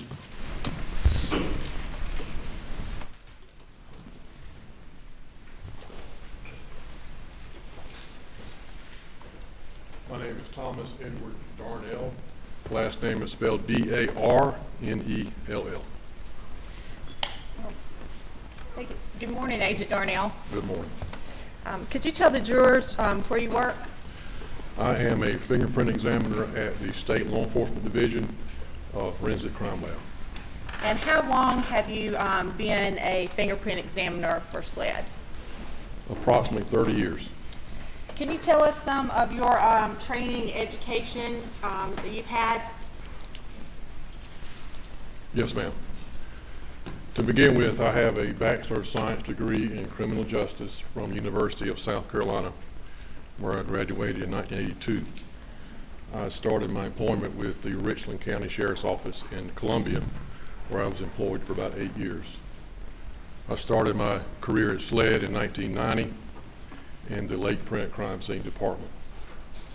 During that time, I completed an in-house training program that dealt with all aspects of fingerprint science. I've attended a number of courses across the state, as well as out-of-state courses that dealt with all areas of fingerprint science, to include how to process evidence for fingerprints and how to compare fingerprints. And I also trained under the FBI Academy in Quantico, Virginia, in the same area of fingerprints. I've also trained other examiners to do the same job that I'm doing today. Your Honor, at this time, the state would move to qualify Agent Tom Darnell as an expert in fingerprint analysis. Self-defense. He's so qualified. Thank you, Your Honor. All right, Agent Darnell, could you just kind of tell us in general about fingerprint evidence? Well, basically, fingerprint evidence can be most anything. It can be items that are porous, items that are non-porous, items that come to SLED and where we get requested to process them to see if we can identify any fingerprints that might be on the surface. Fingerprints are primarily moisture.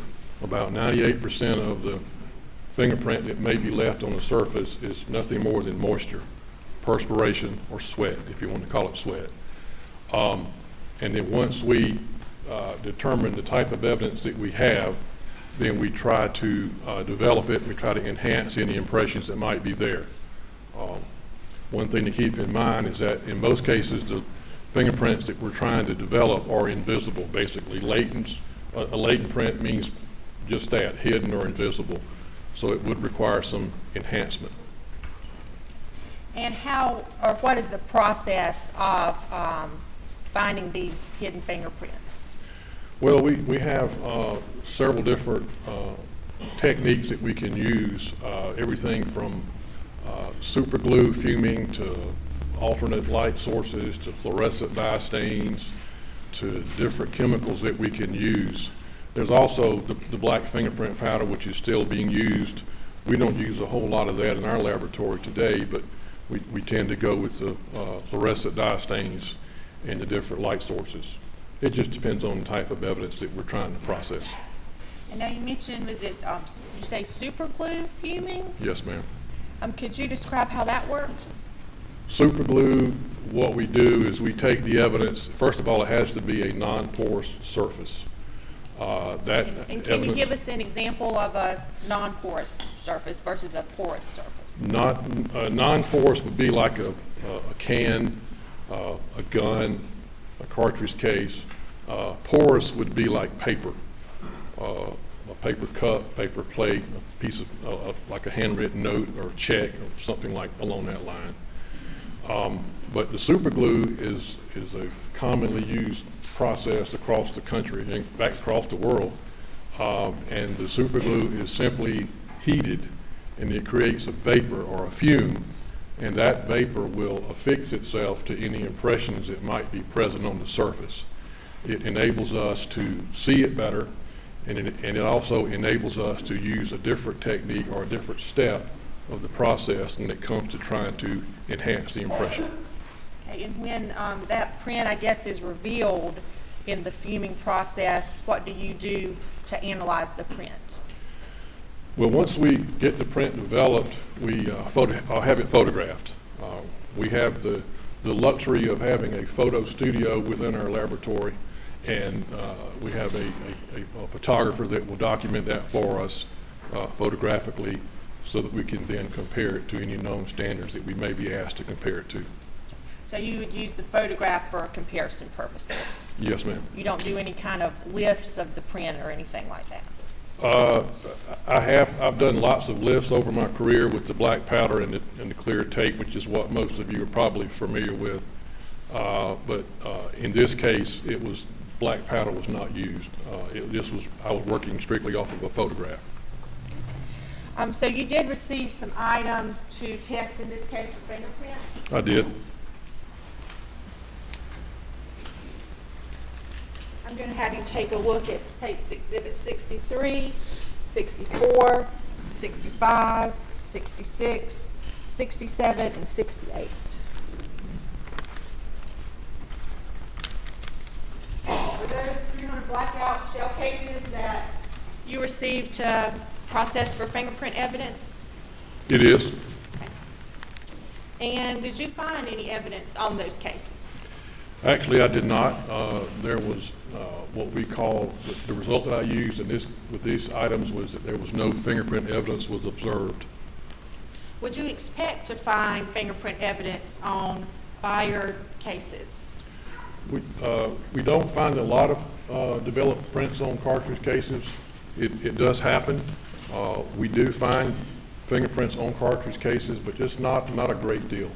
And a lot of that has to do with the fact that the cartridge cases they're exposed to heat, they're exposed to friction, and since fingerprints are so fragile, a lot of times that it's probably a couple of reasons why we don't find a lot of prints on cartridge cases. All right, did you also receive State's Exhibit 33 and 34 to test for or examine for fingerprint evidence? I did. Did you find any fingerprint evidence on those shot shells? I did not. And again, would you expect to find fingerprint evidence on items of that nature? You know, we always make the attempt. Sometimes we're surprised when we process evidence that something will develop. I personally I've not had a lot of success with getting prints on shot shells. It's not to say that it hasn't happened. And you said you've been doing this for about 30 years?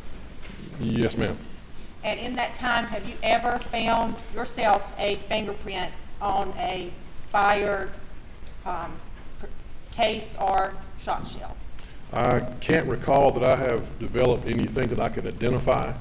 I have developed wrist detail, or I have developed fingerprints on cartridge cases, but I can't recall honestly having a case where I was able to actually identify. Did you also receive a shotgun to check for fingerprint evidence? I did. That being State's Exhibit 4, a Benelli Super Black Eagle 3. Did you find any fingerprint evidence on that weapon? I did not. What else did you do with that weapon while you had it? There was an additional request to have it swabbed for touch DNA, which I did. I swabbed various areas of the shotgun for DNA purposes.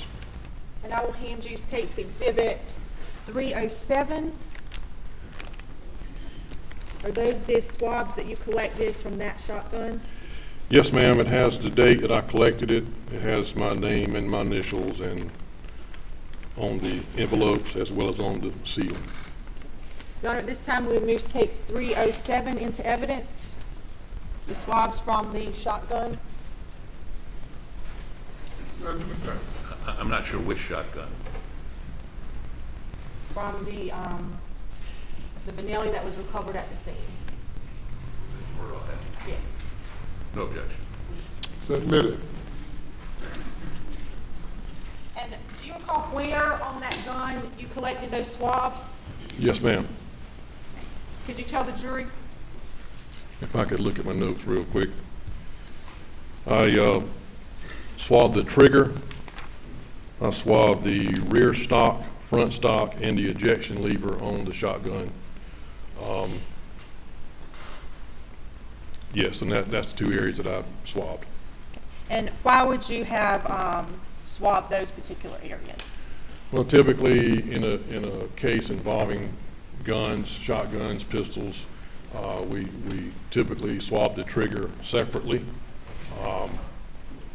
to possibly get a print on the trigger as to who might have last had their finger on the trigger. And then we swab other areas of the gun that might be more conducive for touch DNA versus latent prints. Anytime we get something that we have a latent print request and a DNA request, we have to try to determine which area to swab, which area is typically handled by someone that might give us the best chance for any type of forensic evidence, whether it be DNA or latent prints. And did you also swab the head stamps of those two shot shells? Yes, I did. And those swabs are in States 307 up there with the other swabs, is that correct? That's correct. Did you have an occasion to also examine Paul's cell phone? I did.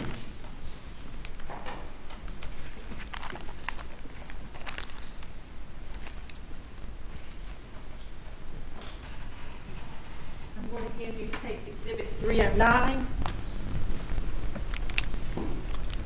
Are those the swabs that you collected from Paul Murdaugh's cell phone?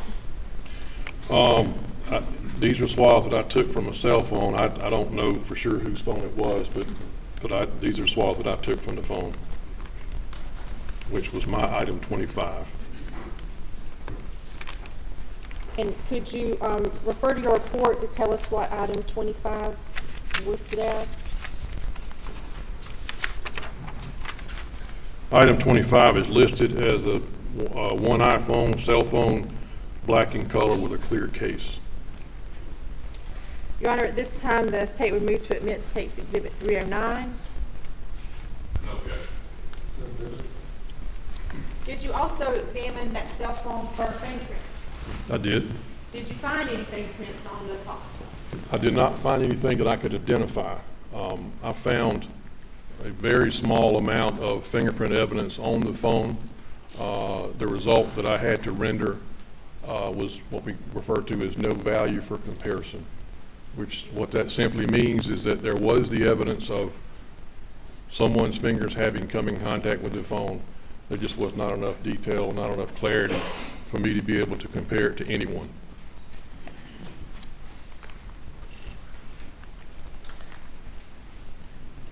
Do you recall examining some other shotguns or rifles in this case? Yes, ma'am. That would be a .300 blackout rifle, a Mossberg shotgun, a Browning shotgun, and another Benelli shotgun. That's correct. Did you find any fingerprints on any of those guns? Nothing that I could identify. Again, the result of no value for comparison was the result that I reported. And if a gun has a camouflage print, for example, would that make it harder to find fingerprints on that weapon? Well, not necessarily. We have some very bright lights that we would use to help us pick up anything that might be on a camouflage type surface. Keep in mind we're spraying a fluorescent dye stain prior to using the light source, so that does help us see the prints much better. There are some areas on these shotguns that were like textured, which would not be very conducive to prints. But as far as the camouflage area, it makes it a little harder to see, but we do have the means to be able to analyze it thoroughly. Okay. And these items that we've been talking about, when you process them for fingerprint evidence, you use the superglue fuming method? Yes, ma'am. While you were processing those guns, did you collect swabs from each gun? Yes, ma'am. I'm going to hand you State's Exhibit 308, if you take a look at that. Yes, ma'am. These are the envelopes that I placed the swabs from the shotguns. It's got my date and initials and where it came from on the shotgun. Your Honor, at this time, the State would move State's Exhibit 308 into evidence. Okay.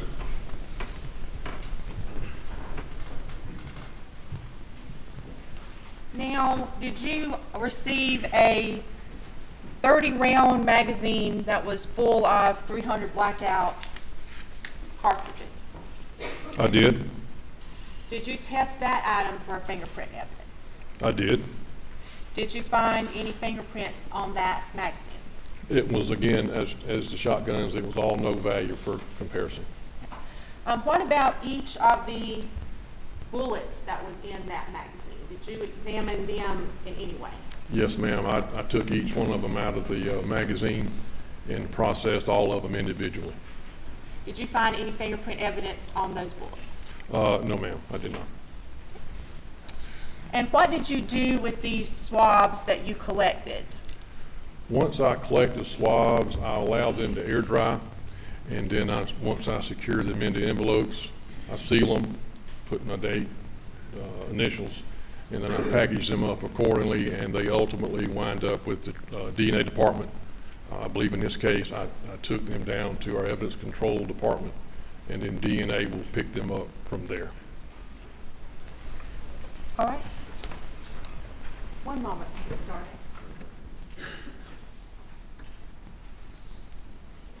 No further questions from the State at this time. You'll answer any questions from the judge. Seat court, Your Honor. all these items were processed in the lab, is that correct? That's correct, yes, sir. And help me to understand this. You processed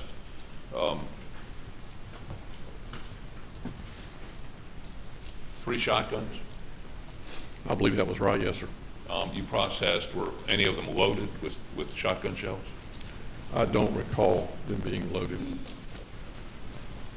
So you did not process any of the, if they were loaded, you didn't process any of the shells in them? Normally, when a weapon comes into the laboratory, it's cleared and unloaded prior to it getting to our laboratory. So, had they been unloaded, or had they been loaded, they would have been unloaded prior to me receiving them, and I would have processed what had been inside the weapon at that time. So the weapon we identified earlier as, as, I left it on the table, I apologize. Yeah, it's right here. Number 22, item number 22, the camo Benelli Super, Benelli Super Black Eagle with 2 unfired shotgun shells. You processed that at the lab? Yes, sir. Was the gun loaded when it came to you? My notes do not indicate that it was loaded, and as I said, normally when a weapon, a shotgun, comes into the laboratory, it's unloaded prior to it coming to me. My notes indicate that it was not loaded. And the other shotguns, I've looked at your analysis on them, that there were no fingerprints of evidentiary value on the 3 other shotguns, right? That's correct. But there's no indication that you processed, if they had been loaded and unloaded, any of those shotgun shells, correct? That's correct. I only processed what was given, what was brought into the laboratory. And you processed those on June 9th, is that correct? That sounds right, yes, sir, June 9th. Okay. Now,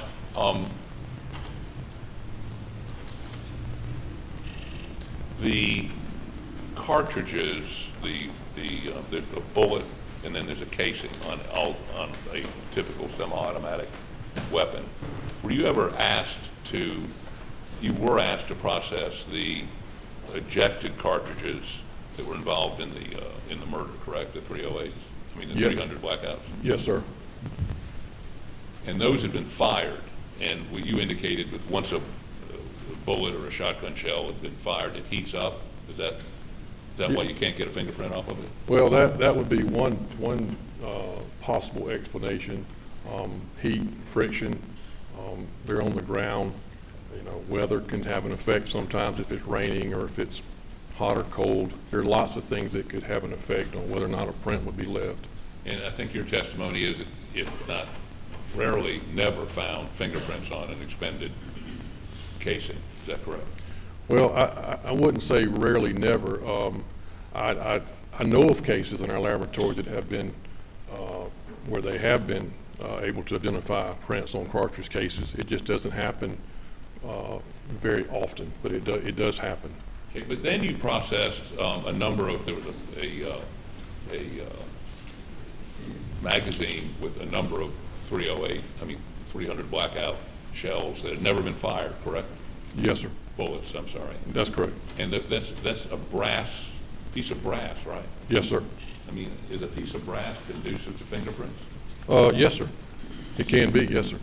Any evidence these bullets have been wiped or something, or just, please explain to the jury why you would normally get fingerprints off of a piece of brass, a unspent bullet. Why is that? Well, you got to keep in mind that a latent print is nothing more than, or mostly moisture. They're very fragile. It doesn't take much to wipe a print off of the surface. The cartridges I think that you're speaking of were in a magazine, so they've been shoved into a magazine, and then you got to get them out. So you got friction there going on, but most any surface that's smooth and fairly clean and not corrugated or textured can be conducive to prints. I have developed prints on cartridges before. It just doesn't happen very often. Again, it's a brass surface, almost a polished brass surface. Did you say because it's mostly moisture, isn't there some oil involved in that from the finger?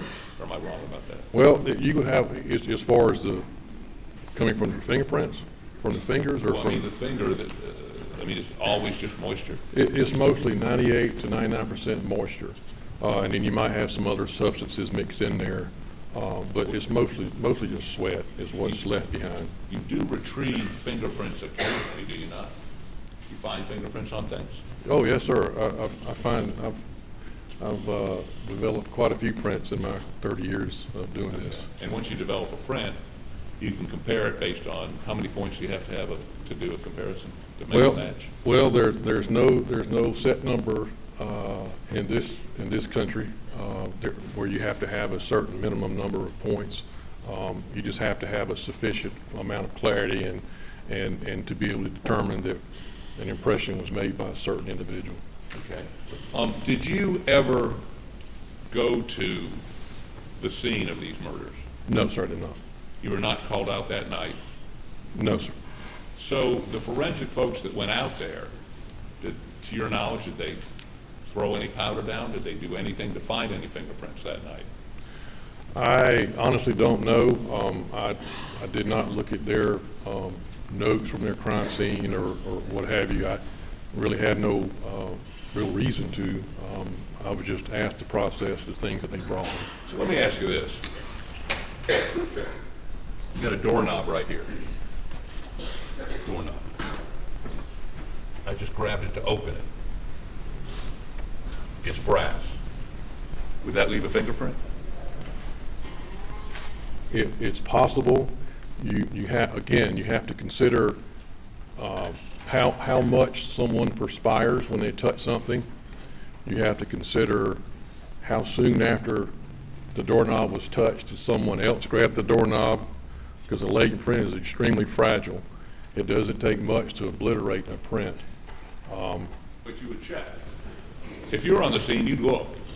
If I was on the scene and I felt like that area was accessed by someone, I probably would have checked, yes, sir. I mean, it appeared that there had been a shotgun blast to the victim inside a room behind that door, and you didn't know whether the door was open or closed before that person was shepherded in there or walked in there. You would want to at least look at the knob, right? Yes, sir. I probably would, but I was not on this scene, so I don't really know exactly what all they had going on. So, but with your scenario that you're speaking of, yes, sir, I probably would have checked. And you would expect to see notes somewhere from the crime scene folks that they looked at the doorknob. But you can't just eyeball it. Don't you have to put some powder on it, or don't you have to put something on it to raise the visibility of the fingerprint? Well, yes, sir. In some cases, you can actually see a print if it's more of what we call a patent print. A patent print is a print that might be left behind with in a residue. Could be in grease, could be in blood, it could be in dirt, anything such as that. So, but ordinarily, when you go to look for prints, you've got to do some sort of processing to a surface, depending on the surface and depending on just what you're trying to do. So, if you had a relatively small room where somebody's head had exploded and blood and all kinds of bodily fluids were sprayed over the inside of that room, you would want to take a meticulous examination of that room to see if there are any fingerprints in blood or other bodily fluids, would you not? Would you? I would, yes, sir. And you would expect to see something in some report by the crime scene folks where they actually did such an examination, would you not? Would you expect to see notes detailing that they at least looked at it? Yes, sir. I mean, again, this is, I wasn't at the scene. I can, but if you're describing this type of a scene, if it was me, I would take notes, detailed notes, because, photographs, notes, sketches, all that kind of goes hand in hand. But there should have been, well, strike that. You would also expect to see any surface that could have come into contact with a perpetrator to have been processed, either photographed or processed in some way. You would expect to see that in the notes of the crime scene investigators, correct? I would think in the notes or in their testimony or anything such as that, there should be something to explain what was done. Yes, sir. Okay. Do you know if there was a fingerprint person or somebody that had those skills in the crime scene team that came out that night? I don't know. I know that there was no one from the latent print department where I worked at the scene that day. Do you go out to crime scenes? Do you go to crime scenes? I've done plenty in my earlier days, but I have not been on crime scenes for quite some time. You have people in your latent print unit that do go to crime scenes?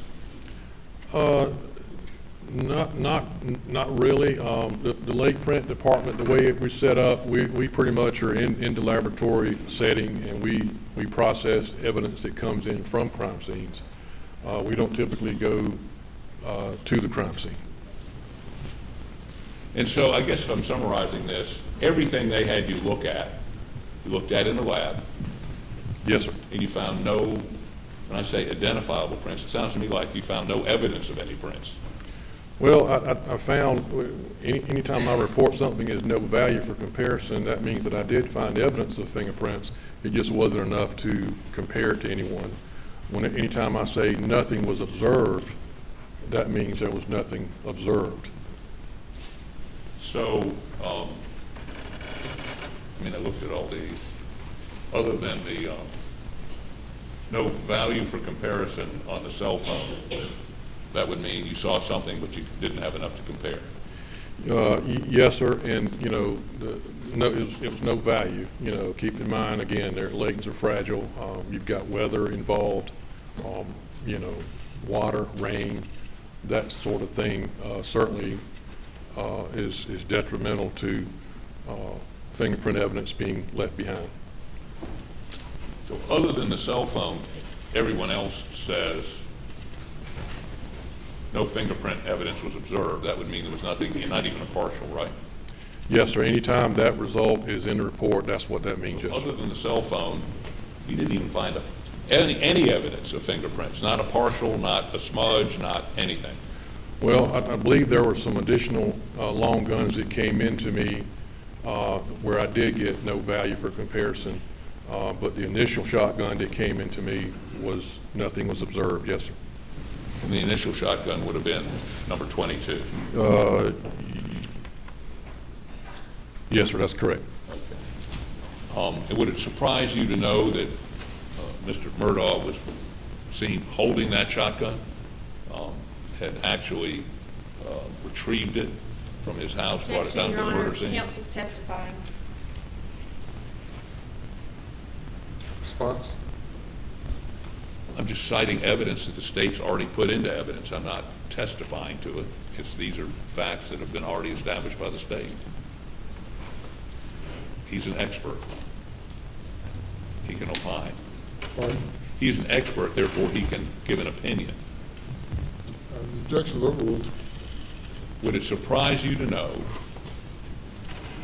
that Mr. Murdaugh was seen that evening when first responders came, holding that shotgun, and the state has indicated, that's not in conflict. No one's challenging that, and yet there were you found no evidence of fingerprints. Is that correct? Right, yes, sir. And that's prints aren't always left on surfaces when you touch them. Just because you touch something does not mean you're going to leave a print. And there are all kind of variables as to why. Would you agree with me you found no prints on any of the items you were asked to examine? Cartridge cases, fired, unfired, shotguns, the shells in the shotguns. You just found no prints whatsoever. I found none of value for comparison, which tells me that there was something there, but it just wasn't of value to And compare. it's only against. on the cell phone. The cell phone and then the additional long guns that came into me later. Okay. Yes, sir. Beg the court's indulgence.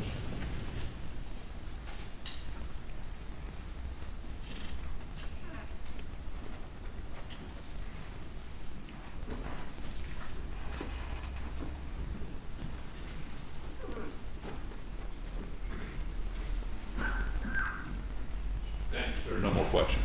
Read that right. Thank you, Your Honor. Agent Darnell, you were previously lieutenant of crime scene. Yes, ma'am. I was actually promoted to lieutenant over the Lake Print Crime Scene Department in 1998, where I was in that role for about 6 years.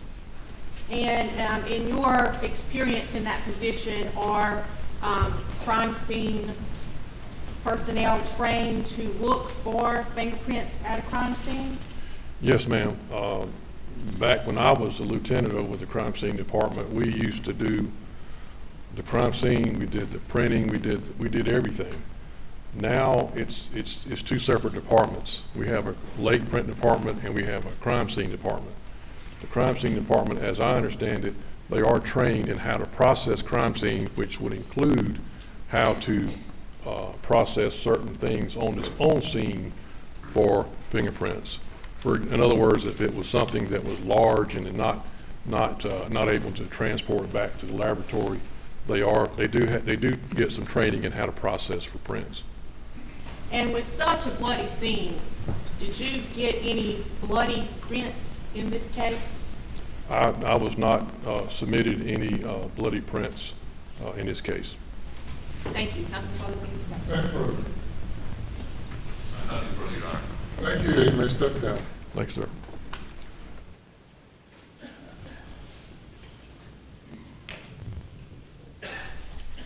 Call your next witness.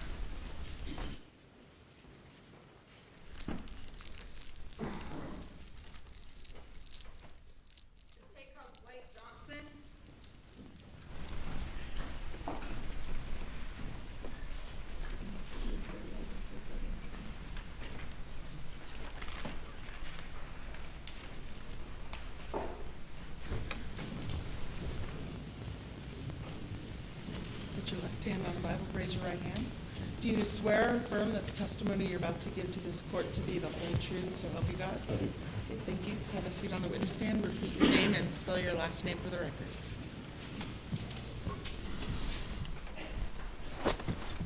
Blake Johnson, last name, Johnsson.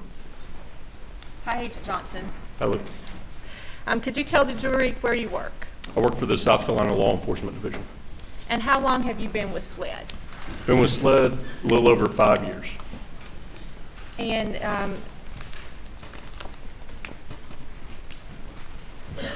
what are some of the duties of your position? At SLED, I work for the investigative services in the Low Country region, and as part of that, I investigate crimes within the lower 12 counties, to include homicides, officer-involved shootings, cases such as that.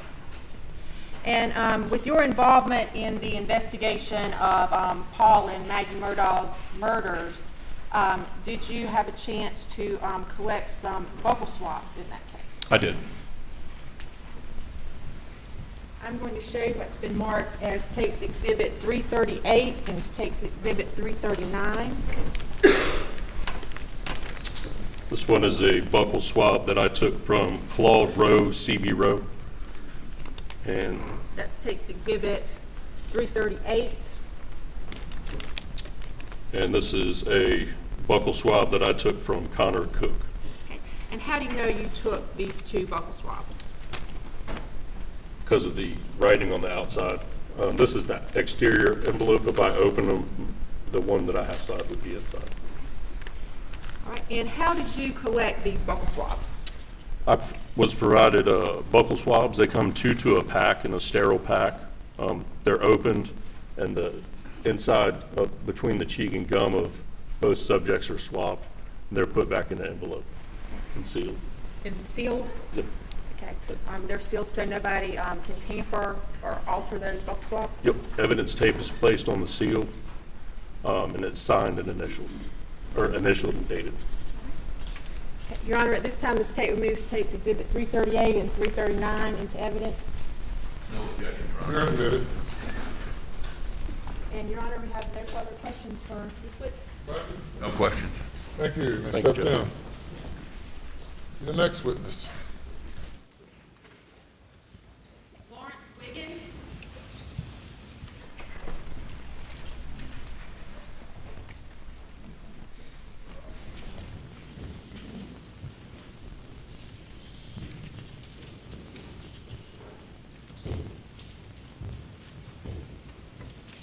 Put your left hand on the Bible, raise your right hand. Do you swear or affirm that the testimony you're about to give this court to be the truth, so help you God? I do. Thank you. You have a seat on the witness stand. Repeat your name and spell your last name for the record. Lawrence Wiggins, W-I-G-G-I-N-S. I believe it's Chief Wiggins now, is that correct? That is correct. Are you the chief of Allendale? Is it Sheriff's Office, Police Department? Yes, so I'm currently employed as the chief of police for the town of Allendale. But back in 2021, where were you employed? I was employed with the South Carolina Law Enforcement Division. I was assigned to the investigative services, and I worked out of the regional office in Walterboro. And at that time, were you involved in the investigation of the deaths of Maggie and Paul Murdaugh? I was preliminarily. And did you have an occasion to collect some buckle swabs? I did. I'm going to hand you State's Exhibit 336 and 337. You could take a look at those and tell us what we have there. We have buccal swabs taken from Mr. Roger Davis and Anthony Cook. And you collected those swabs? I did. And how do you know you collected them? My initials and I'll consent to the admission of these, rather than going through the process of how he identified them and collected them. Now, she's welcome to do that, but I'm just trying to save a little time here. All right. So, there's State's Exhibit 336 and 337. Well, Your Honor, we would have no further questions for this witness then. No questions, Your Honor. All right. Thank you, sir.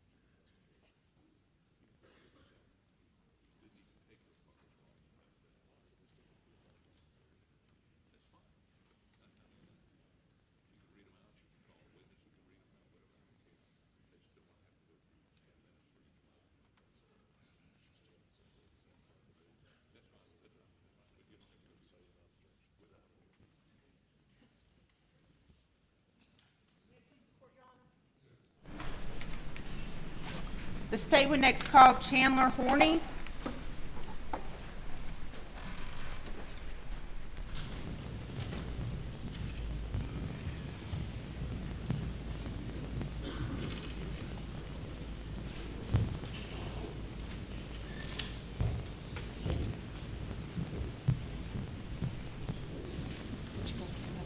Raise your right hand. Do Do you swear or affirm the testimony you're about to give this court to be the truth, so help you God? Okay, have a seat on the witness stand. Please repeat your name and spell your last name for the record.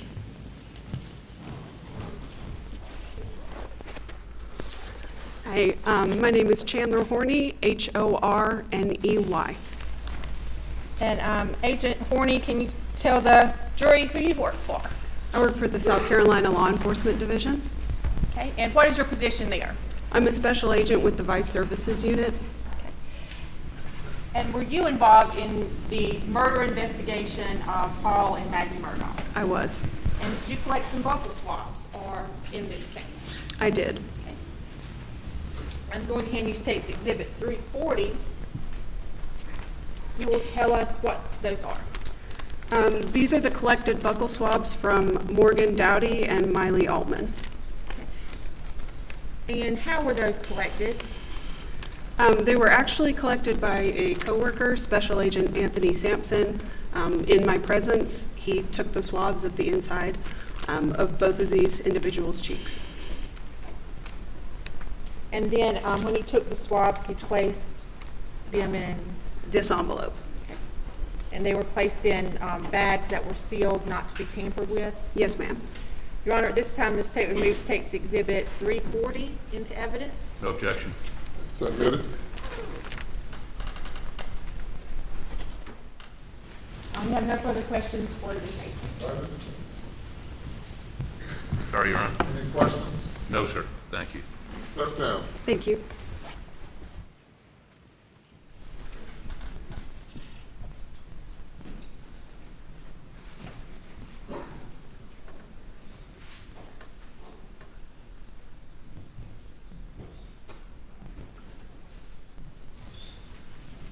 The State next calls Joe Moore. I'll be all day.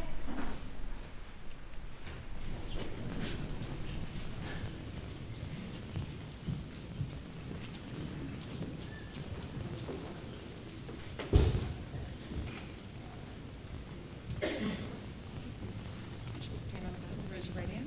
Do you swear or affirm the testimony you're about to give this court to be the truth, so help you God? I do. Okay, have a seat on the witness stand. Please repeat your name and spell your last name for the record. Joe Marr, I'll be all day. Spelling my last name is A-L-B as in Bravo, A-Y-A-L-D-E. I'll be all day. If it makes it any easier, my peers call me Joe. Joe. Thank you, Joe. And you did tell me a little trick to pronouncing that last name there. Yes, ma'am. Okay, what was that? If you remember the phrase, I'll be here all day, and drop it here, I'll be all day, you got it. And thank you so much for sharing that with me. Yes, ma'am. And you work for SLED, is that right? I do. Okay, and did you have the chance to collect some buccal swabs in the investigation of the murders of Paul and Maggie Murdaugh? I did. I'm going to hand you State's Exhibit 342, 343, and 344. We'll take a look, please.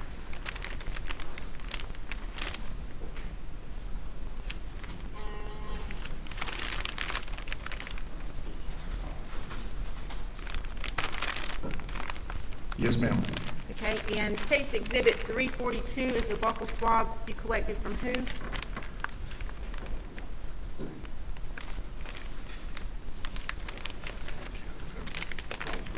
Thank you. All right, this Exhibit 342 is from Mr. Randy Murdaugh. Okay, and then 343? 343 is a DNA sample collected from a Hippolito Torres. And 344?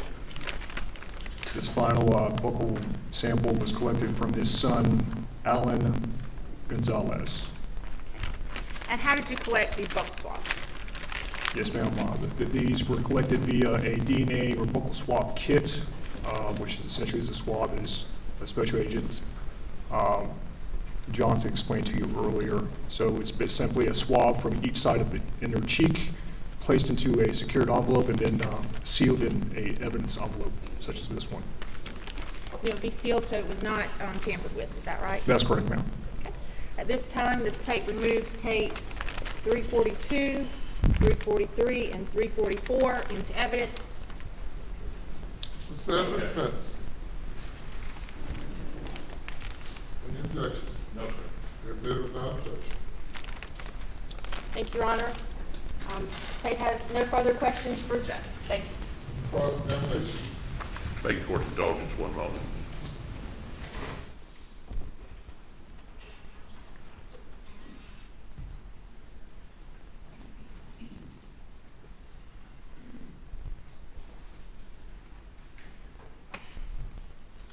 No questions, Your Honor. Thank you. You may step down. Thank you, Your Honor.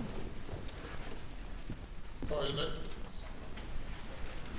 All right, next witness is going to be fairly lengthy, and Mr. Fernandez is going to call him, and we'd ask for just a moment to get the exhibits out that he needs and get them in order so it moves orderly before the jury, if we could.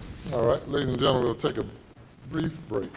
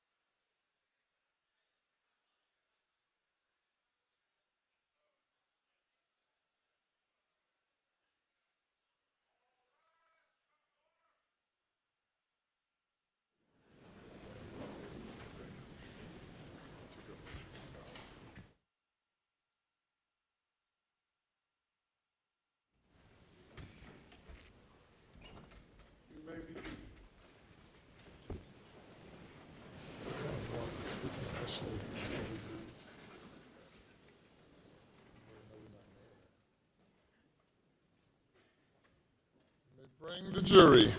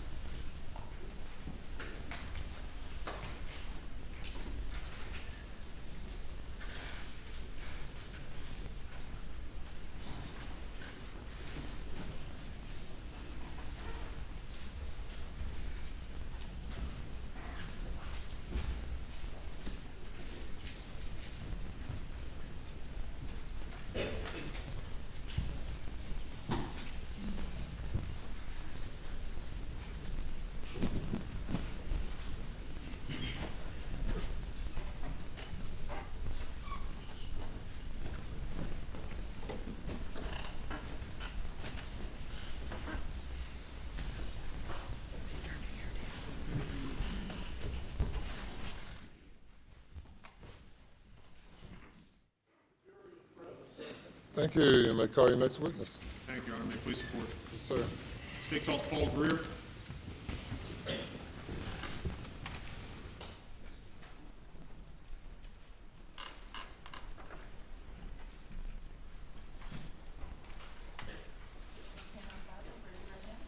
you swear affirm the testimony you're about to give the court to be the truth, so help you God?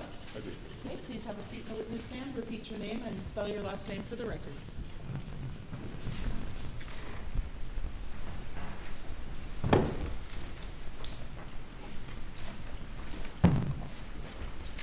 My name is Paul Greer, Greer.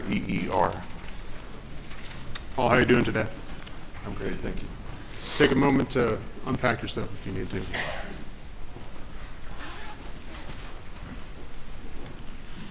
Paul, if you would, please introduce yourself to the jury.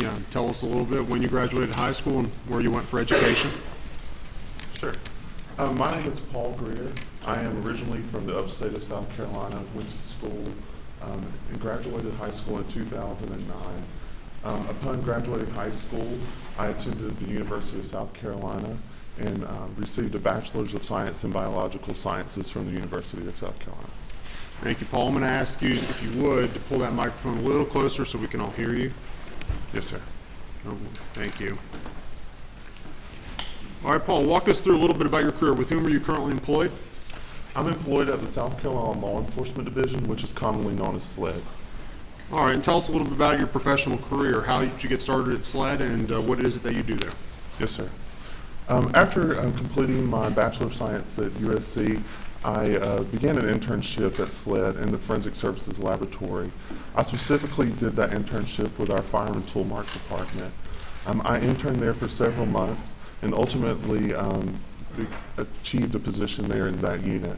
I began my employment officially at SLED in March of 2014 in the firearms department, where I began training to become a firearms examiner. All right, and are you currently employed as a firearms examiner with SLED? Yes, sir. All right, Paul, Mr. Greer, if you would, walk us through what that required in order to become a firearms examiner. Sure. In order to become a firearms examiner, there's a lot of extensive training on the job that must be conducted. At SLED, I began an in-house training program that we refer to as the Fireman Tool Mark Course of Instruction. During this time, again, it was extensive, approximately 3 years or so. I assisted other examiners who were qualified on the job, prep their cases. I learned how to work those cases. I looked at thousands of fire and ammunition components on the microscope and did many comparisons of those. During that time, I also completed multiple written and practical examinations. At the conclusion of that training program, I was given a comprehensive final exam that included some mock casework within our laboratory. I successfully completed all of that training and that mock casework and was able to begin working cases on my own. In addition to the comprehensive qualifications and testing required to become a forensic examiner, are forensic examiners in SLED also subject to yearly testing as well? Yes, sir. We do the competency at the conclusion of our training program. But we also participate in proficiency testing each year within an area in our discipline. So that is completed. I complete a proficiency test each year, and that just assures that we're maintaining our competency.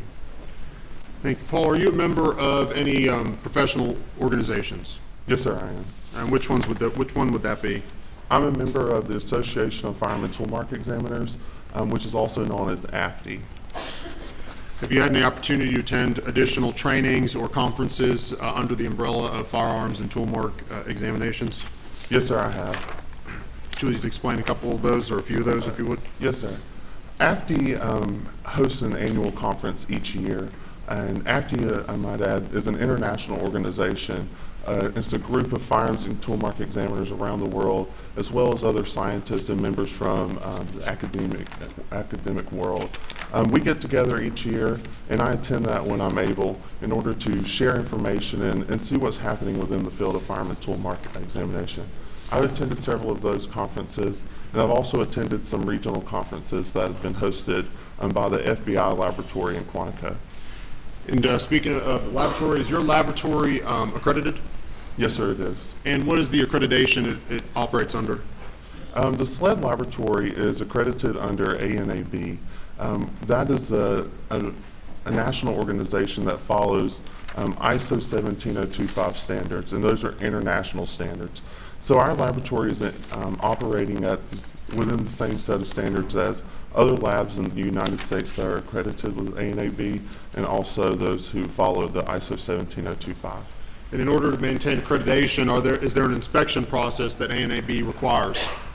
Yes, sir. All right, and explain, if you would, the couple of inspections that are typically required. In order to maintain our accreditation, we have a visit approximately every 4 years. Auditors come in to the laboratory to check our casework, review our files, make sure that we're operating within those standards. And they watch us perform casework. That's a huge component. And they do this for all of the disciplines within the laboratory. And that audit every 4 years within that cycle helps to ensure that we're meeting those standards. Internally at SLED, we also have internal audits each year. So even though the ANAB inspectors that come every 4 years, we may not see them every year, there is some type of audit being performed within our departments and in our casework each year. Thank you. Does the SLED laboratory operate under a policies and procedures guideline for the overall agency? Yes, sir, we do. All right, and explain a little bit about how that involves the lab. Correct. SLED in general has a large set of policies that we must adhere to.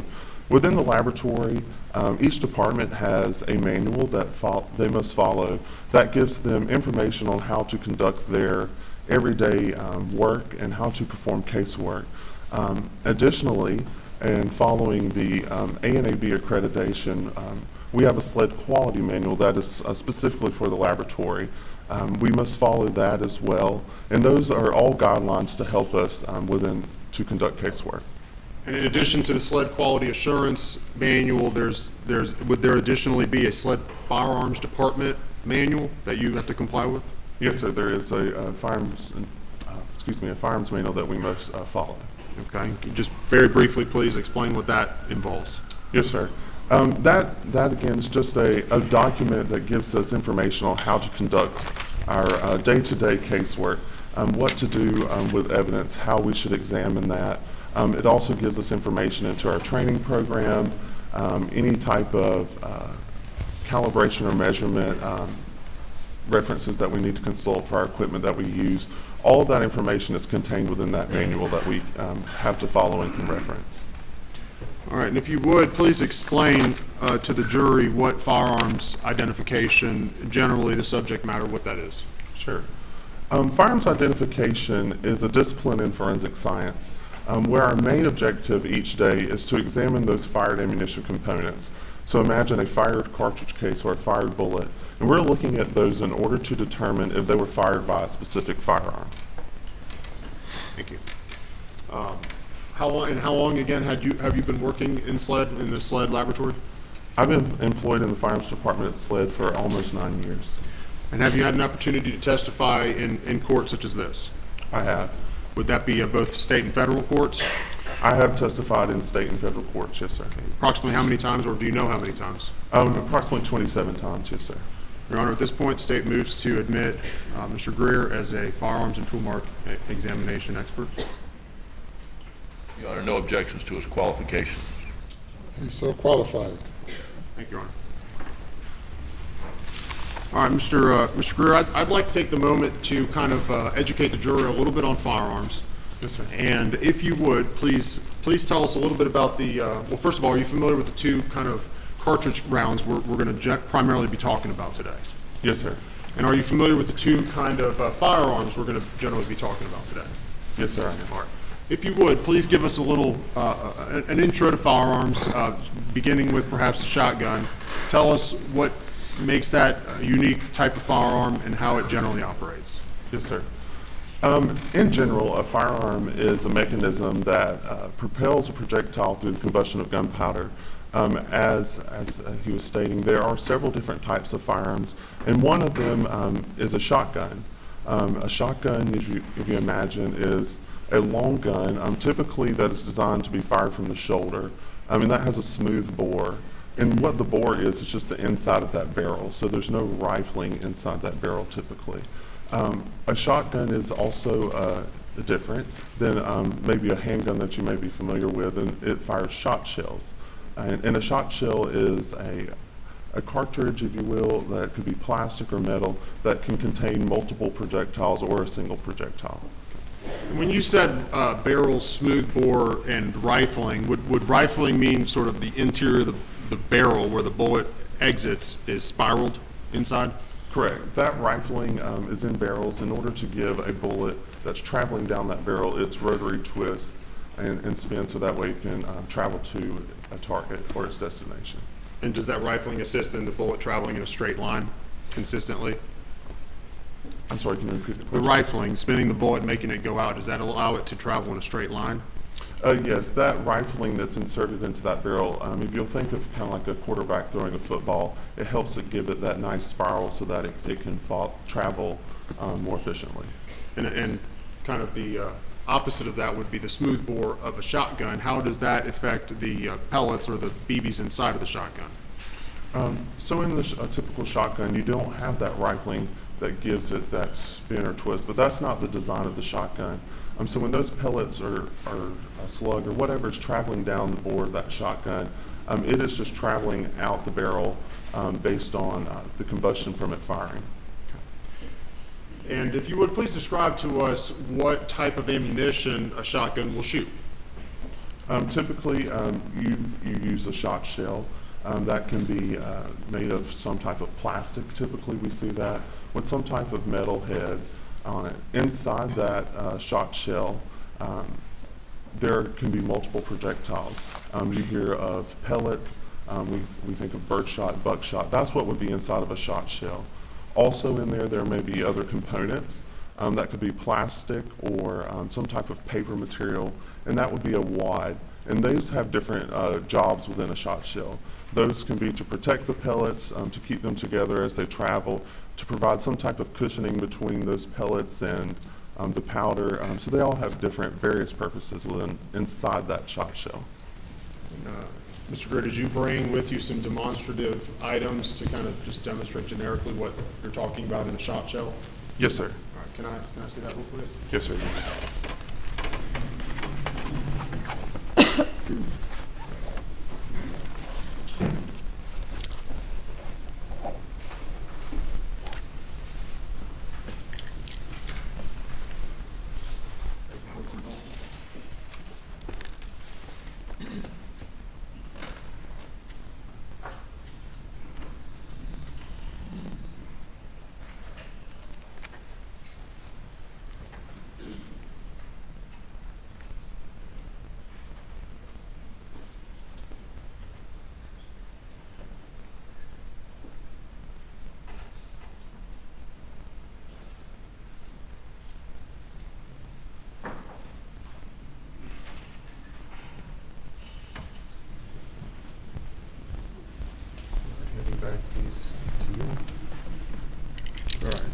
Mr. Greer, if you would, begin with the shot shells. You brought some demonstrative exhibits, is that correct? That's correct. If you would, just please hold them up, show them to the jury, and explain what it is we see when what we're looking at and what the components are in there. Sure. Again, these are just two examples of a shot shell.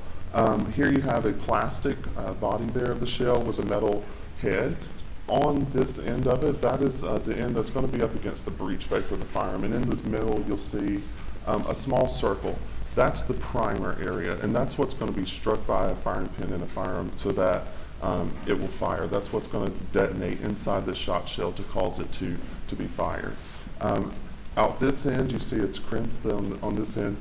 This is the end that the projectiles or the pellets that are inside of this shot shell will exit and travel down the barrel of that shotgun. Thank you. All right, Mr. Greer, the second firearm would be, if you would, talk about a little bit about what the AR platform is. Sure. An AR platform is something that is commonly seen throughout America. Originally, it was designed by Armalite, and it's just a modular platform, and it's a rifle, a semi-automatic rifle in its normal state, and that's what we have here today. Okay. And what would be the more common caliber that you might find on the AR platform? Yes, sir. Typically, what is very common that we see in the laboratory and that you may be more familiar with is it's chambered in .223 Remington caliber 5.56 NATO. That is a very common caliber for an AR-15 type firearm. Okay. And what were some of the items that you examined in this case as far as rifle calibers? In this case, I received one rifle, and it was chambered in .300 blackout caliber. All right, explain to us what the .300 blackout round is, and maybe how it's similar and different from a .556 round NATO. Sure. Again, you may be familiar with the .223 Remington or 5.56 NATO caliber. The .300 blackout cartridge is sort of similar to that. When that was designed, it was designed so that it could be used with a lot of the original features of an AR-15. So the overall dimensions of those cartridges are very similar, with the exception of a shorter case length and a much heavier or larger bullet. And .300 blackout being a relatively, at least compared to 5.56 NATO round, were some of the components interchangeable on the AR platform? It's my understanding that when that .300 blackout caliber was developed, it was designed so that some of the components from the original AR-15 type that were chambered in the 5.56 NATO or the .223 Remington could be used with a .300 blackout. And it is possible, maybe not ideal, but possible to use a magazine that would be formatted for the .223 5.56 round in a .300 blackout rifle. Yes, sir, I would say it's possible. And did you bring any .223 and 5.56 and .300 blackout rounds with you today for demonstrative purposes? Yes, sir, I have two. All right, would you please identify the two and tell us what we're looking at and what the similarities and differences would be? Sure. To start off, this is an example of a .223 Remington. This is the one that you may be more familiar with. I will show you now, side by side, this is the .300 blackout. I'll try and do this so you can see. You can see that their overall dimensions there are a little larger. Are about the same, with the exception of the larger bullet. And I'll give you a little bit of anatomy here of the cartridge. What we would refer to as this item right here is an unfired cartridge. Terminology in our firearms department is very key to us in being accurate in what we do. So we would refer to this as an unfired cartridge. That contains a bullet, which is this portion right here, this copper-colored projectile, and that's what's going to travel down the barrel of the firearm towards the target. Again, on this end, just like the shot shell, there's a primer there in the middle. You see the circle object there, and that's what the firing pin is going to strike, so that way it can detonate and cause the cartridge to be fired. When it's fired, we will have a cartridge case, which is just the brass-colored portion here. And that is the cylindrical component there that holds it all together. It holds the primer, the bullet, and the gunpowder inside of it. Thank you, Mr. Greer.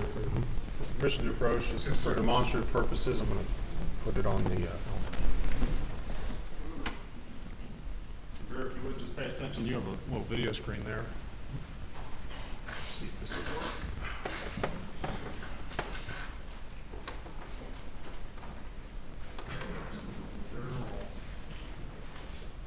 All right, Mr. Greer, can you see these two bullets on the screen? Yes, sir, I can see that. This is not going to work. All right, can you see them clearly? Yes, sir, I can. All right. What's the big black thing on the screen? Appears to be a phone. In your expertise, that's a phone.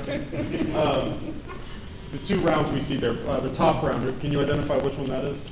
The one that is up against the phone there would be the 300 blackout caliber cartridge. And then, as you said before, the round below that would be the 223/556 round? Yes, sir. And seeing the actual projectile, meaning the item that exits the barrel of the rifle, would that be that tip, the cylindrical tip on the top? Yes, sir. And I believe, if I remember correctly, both of those projectiles were copper in color. If you can distinguish that on the screen. Okay.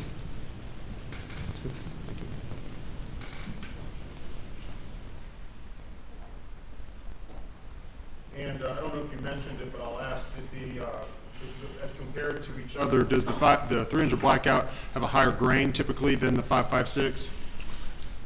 It's possible. The bullets come in different grain weights, so that is a much larger bullet, so I would expect it to be heavier. And when we're going to hear about grain weights, could you explain what that means also? Sure. Grain is a term that we use in firearms, and it's just a unit of measurement.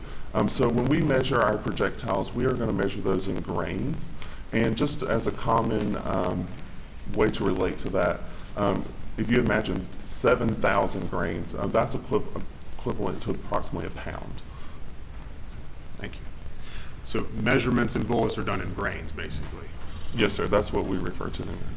Going back to shotgun shells very briefly, are there various types of shotgun shells and gauges or calibers? Yes, sir, there are. Could you explain a couple of the types that you might commonly find, and then just some of the calibers so we know what we're talking about? Sure. Some of the more common gauges in shot shell, and gauge is just referring to the size and how we are able to determine what that firearm's chambered in. So a 12 gauge is something that's very common. That's a very common shotgun that I would expect to encounter. You may also have heard of or be familiar with a 20 gauge. That's another one that may be common, or 410 bore, which is a type of shot shell as well. Those are some of the more common ones that we would see in our laboratory setting and that you may be familiar with. Again, throughout those, there are all different kinds of shot shells loaded with different projectiles, loaded with birdshot, loaded with buckshot, and they all will serve a purpose within our own respect. But those can have multiple projectiles, hundreds of projectiles. It could have just one large projectile, which we refer to as a slug. So there's lots of options, if you will, within a shot shell. And although this may be obvious, a buckshot is typically used to hunt what type of game? I'm not hunting often, but I would expect a buckshot could be used for something, as it suggests, a buck. You would expect maybe a larger animal. Again, I'm not a hunter, but that's where I could imagine that. Thank you, Mr. Greer. Before we move on, and speaking about the area of forensic science of firearm examinations, is that an area that is subject to peer review? Yes, sir. And could you explain to us what that means? What's the peer review process and why that's important in forensic science? Sure. Within firearms and tool mark examination, this is something that's been around for years. Firearms examiners have been learning about the firearms identification process, building studies and designs and experiments throughout many years. And it's part of that process in designing those studies and doing this research within firearm and tool mark. They're going to draft an experiment, conduct an experiment, publish an article on their findings, and during that process, there can be review. There will be a review of the article of the experiment where other scientists within our field, or other scientists or researchers can examine that and see what was going on during that process and say whether they agree with it, and share their comments. And that's part of that peer review process. We, as an AFTE member, I have access to our AFTE journal, where a lot of those peer review articles are published, and they're able for other examiners to look at, for other scientists and researchers to look at, and help bolster or their opinions and thoughts on firearms identification. And personally, do you know how many exams you've conducted? I do not have a number of examinations that I've conducted while at SLED. However, at this point, I would say it's somewhere in the thousands. All right, Mr. Greer, I'm going to ask you, did you receive a volume of items concerning this case for review? Yes, sir. I did receive several items to examine in this case.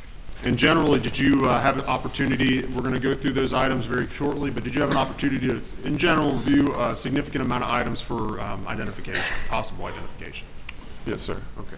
And did you prepare a report after conducting these examinations? Yes, sir. I did prepare a report. All right, I'm going to ask us if we would go through a number of items very shortly. Do you have a copy of your report, and is it needed in order to refresh your memory and be able to specifically recall each individual item? Yes, sir. I do have a copy, and I would appreciate being able to refer to it. Okay, very good.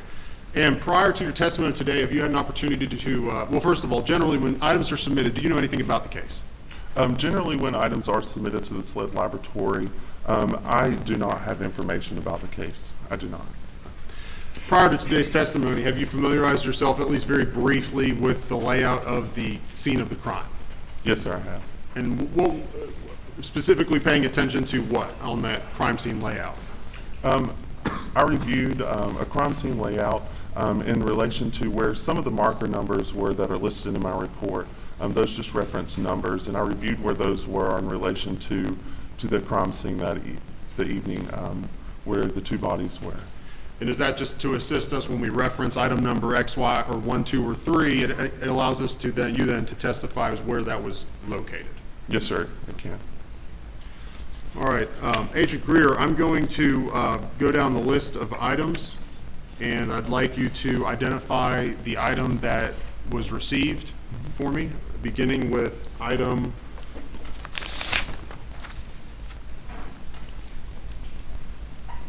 numbers 2 through 5. Is slide item 2 through 5? Yes, sir. Your items 2 through 5?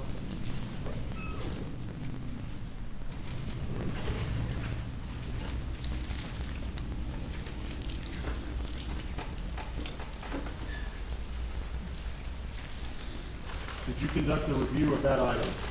Yes, sir. I did look at SLED items 2 through 5. And while I find those items, if you would, please explain how you receive items in general, how you receive items in the lab, what the condition is before you review them, and then what you do ultimately with that item.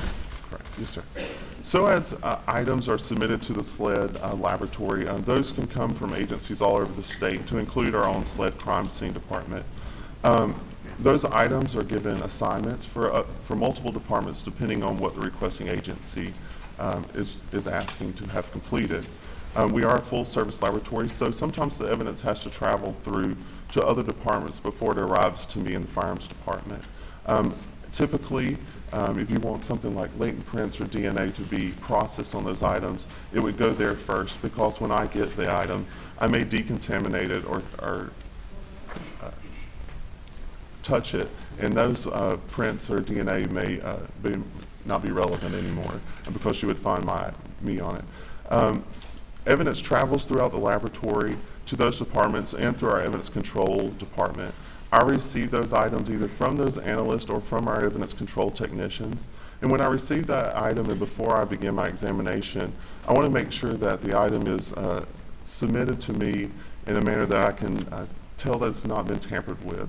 So we use a lot of heat-sealed pouches, so I'll make sure those are sealed, or our cardboard box that it's sealed up, and I can tell that there's either evidence tape or initials of that sealing examiner prior to me, so that way the evidence has been preserved in a manner that I know no one has altered with it.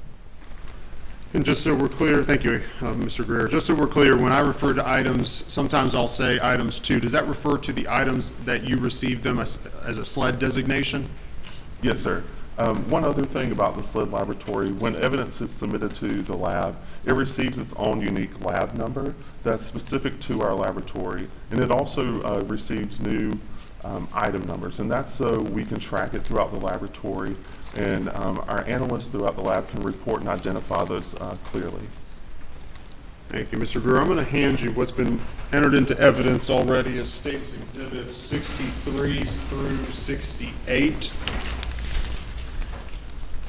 And I believe they correlate to items 2 through 7 on your report. Would you please take a moment to look at these items and let me know if you're familiar with them?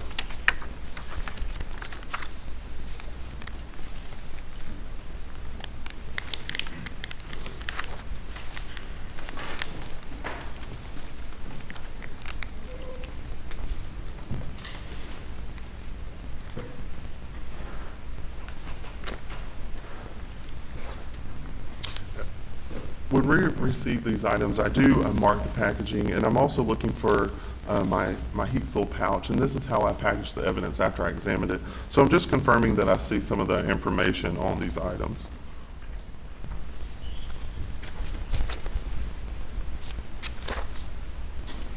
Yes, sir. This appears to be what was submitted to the SLED laboratory as items 2 through 7 in your State's Exhibit 63 through 68. Thank you. And did you have an opportunity? I'll take those from you. Did you have an opportunity to examine these items? Yes, sir, I did. And if you would, please tell us what your findings were for these items. I determined that each of those items, they were all fired S&B heads. Your Honor, I'm renewing my prior objection to the opinion testimony based upon the hearing we had, if it's for the record. Yes, sir. You may continue.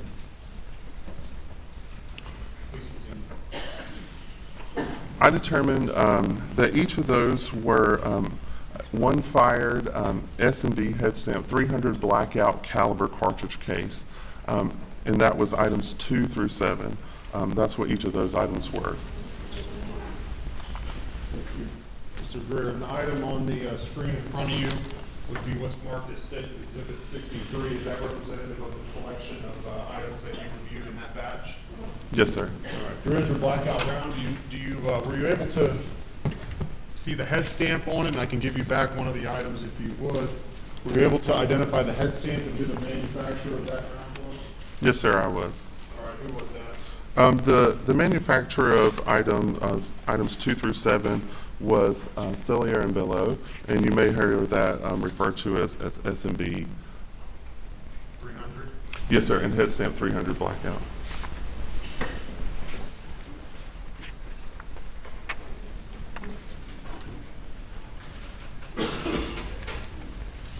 All right. Mr. Greer, I'm handing you what's been marked and entered into evidence already as States Exhibits 33 and 34. Jim, do you want to see those? 33 and 34, which I believe correlate to 9 and 10 on your report. Would you please take a look at these items and let me know if you recognize them?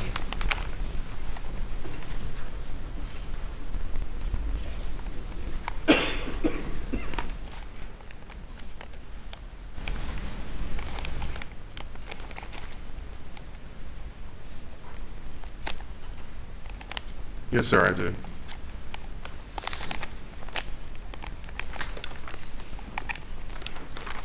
Okay, and please tell us what they are. SLED item 9, which is States Exhibit 34, is a fired Federal Premium Double Aught Buck 3-inch Magnum shot shell. And SLED item 10, which is States Exhibit 33, is one fired Winchester Dry Lock number 2 12-gauge shot shell. And after your review of the scene, where were items, your items 2 through 7, located? After reviewing the crime scene diagram, I was aware of the marker numbers that those were recovered from, and then reviewing that diagram, it's my understanding that those items 2 through 7, the 300 blackout caliber cartridge cases, were located around or near the body of Margaret Murdaugh. All right, and I'm referring now to your items 9 and 10, states 33 and 34. Where were those, after your review of the crime scene diagram, where were those identified and retrieved from? Those appear to be in or around the storage room area near the kennels. Thank you.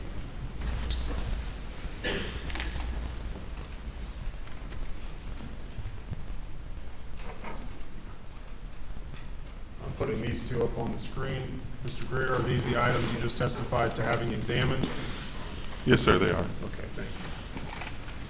Now, right now we're identifying a number of items. Would it be fair to say that we're going to go over your results then at the conclusion of the identification? Yes, sir, we can. All right, referring to item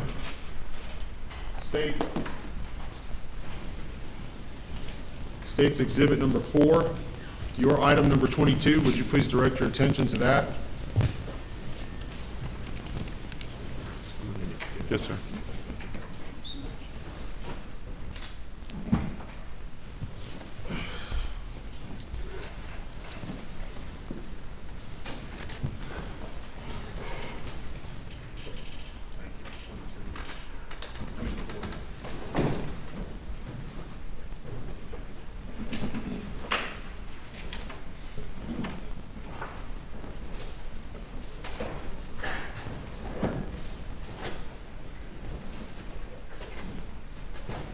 Handing you what's been marked, Jim.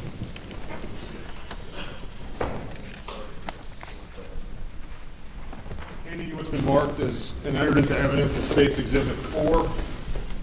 Please take a look at this firearm. Let me know if you're familiar with it.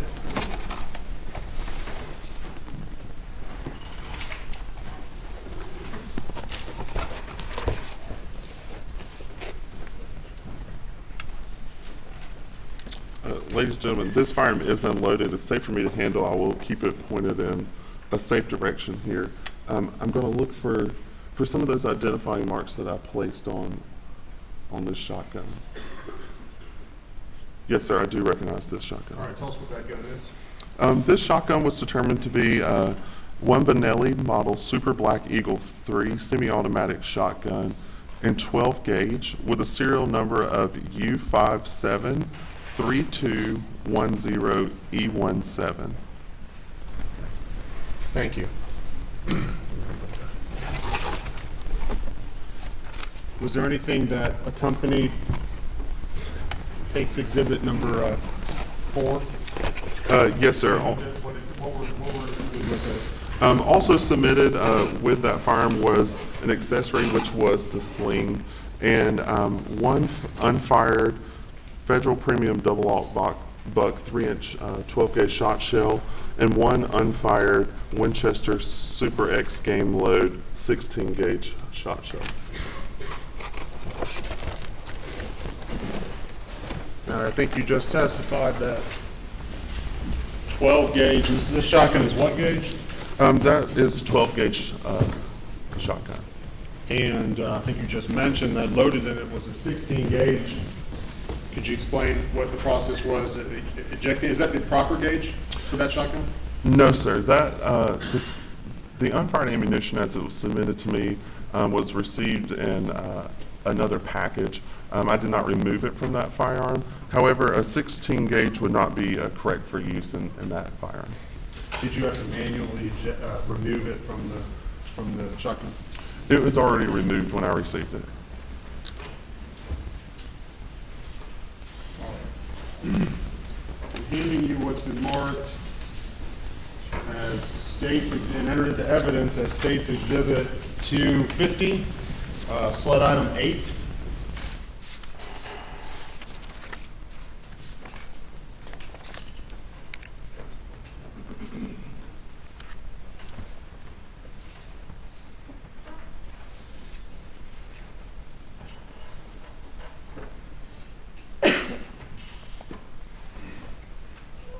So item 8, slide item 8, but states item 250.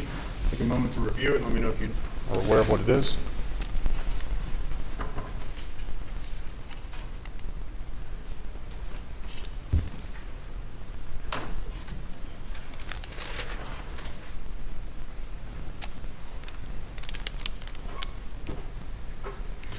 Yes, sir. I recognize this as sled item 8. Did you have an opportunity to examine and review that item? I did. What did you determine it was or is? Sled item 8, States Exhibit number 250, was determined to be one fired bullet, and that was listed as a near tire impression at marker 8. And you were able to do further analysis, which will get to the results to determine its weight? Yes, sir. Very good. So as you testified before, this would be the bullet minus the casing that it originally came in. Is that correct? Yes, sir. That is just one fired bullet. And that's what it looks like when it doesn't have the back part on it? Yes, sir. That's just a bullet without any cartridge case attached to it.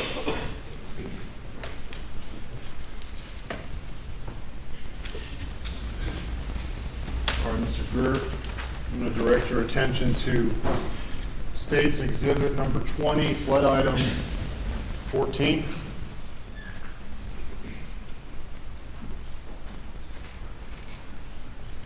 This is entered into evidence already. I'm going to hand it to you and ask if you conducted an exam of this item.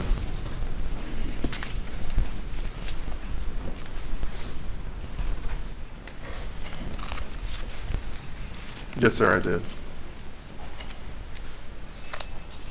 All right, what are the results? Sled item 14, which is States Exhibit 20, was determined to be 24 birdshot pellets, listed as from dog food storage room.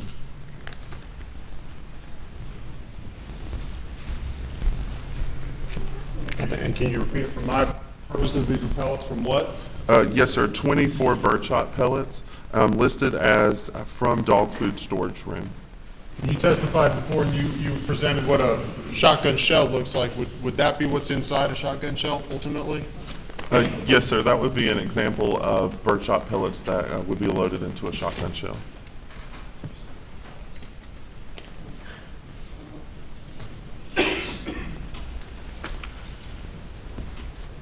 All right, Mr. Greer, I'm going to direct your attention to what's been entered into evidence as States Exhibit 76, sled item number 12.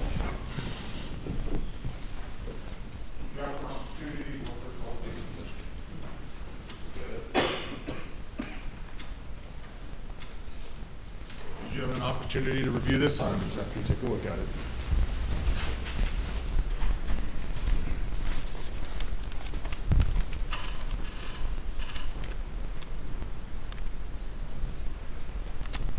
Yes, sir. All right, tell us what it is, please. Sled item 12, States Exhibit 76, was determined to be one fired bullet, listed as from bedding inside doghouse.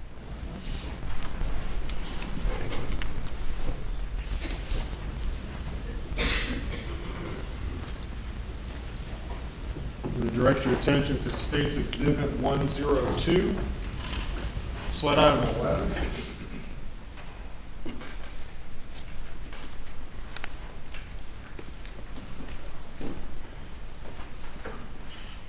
Already entered in evidence. Please take a look at this item. Let me know if you're familiar with its contents.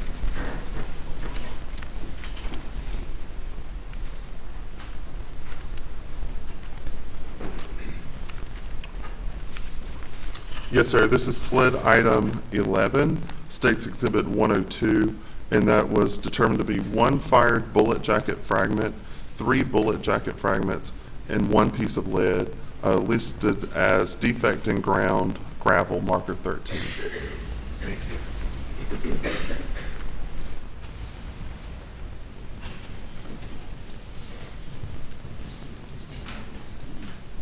All right, I'm going to refer to what's been identified as State's Exhibit 109. Slide item 137.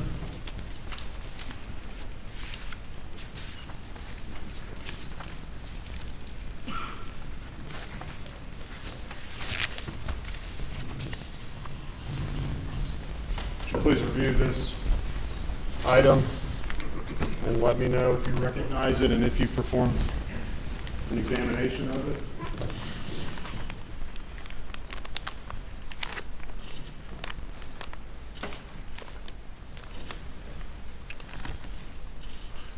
Yes, sir. This is sled item 137, State's Exhibit 109, and it was determined to be one piece of lead listed as from hair on the item 92 dress. At this point, State would move for 109 to be admitted into evidence.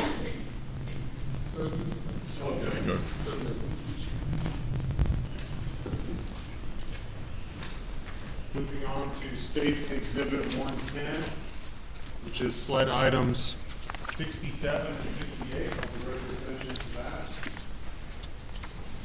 It's been marked as, for identification purposes, as State's item 110. No objection. All right, Mr. Greer, I'm going to show you what's been admitted as evidence as 110. If you would, please take a look at it. Let me know if you've recognized it and performed an examination on it.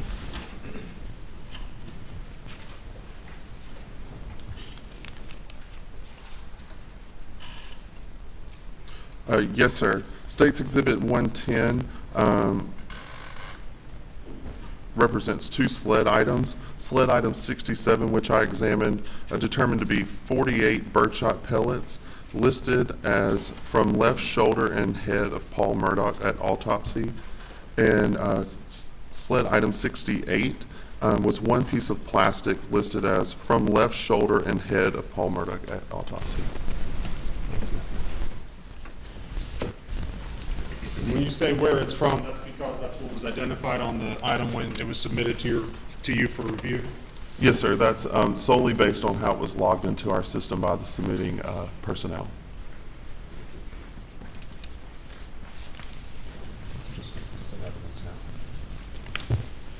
All right, I'm going to recruit your attention now to three items just to speed along the process a little bit. States 111, 112, and 113 marked as identification purposes.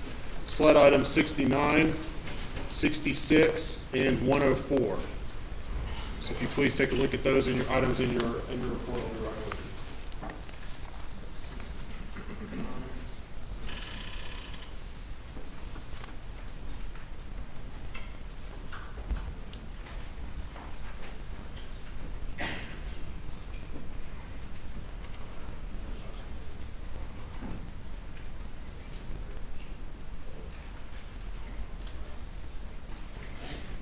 Ladies and gentlemen, we're going to break for lunch.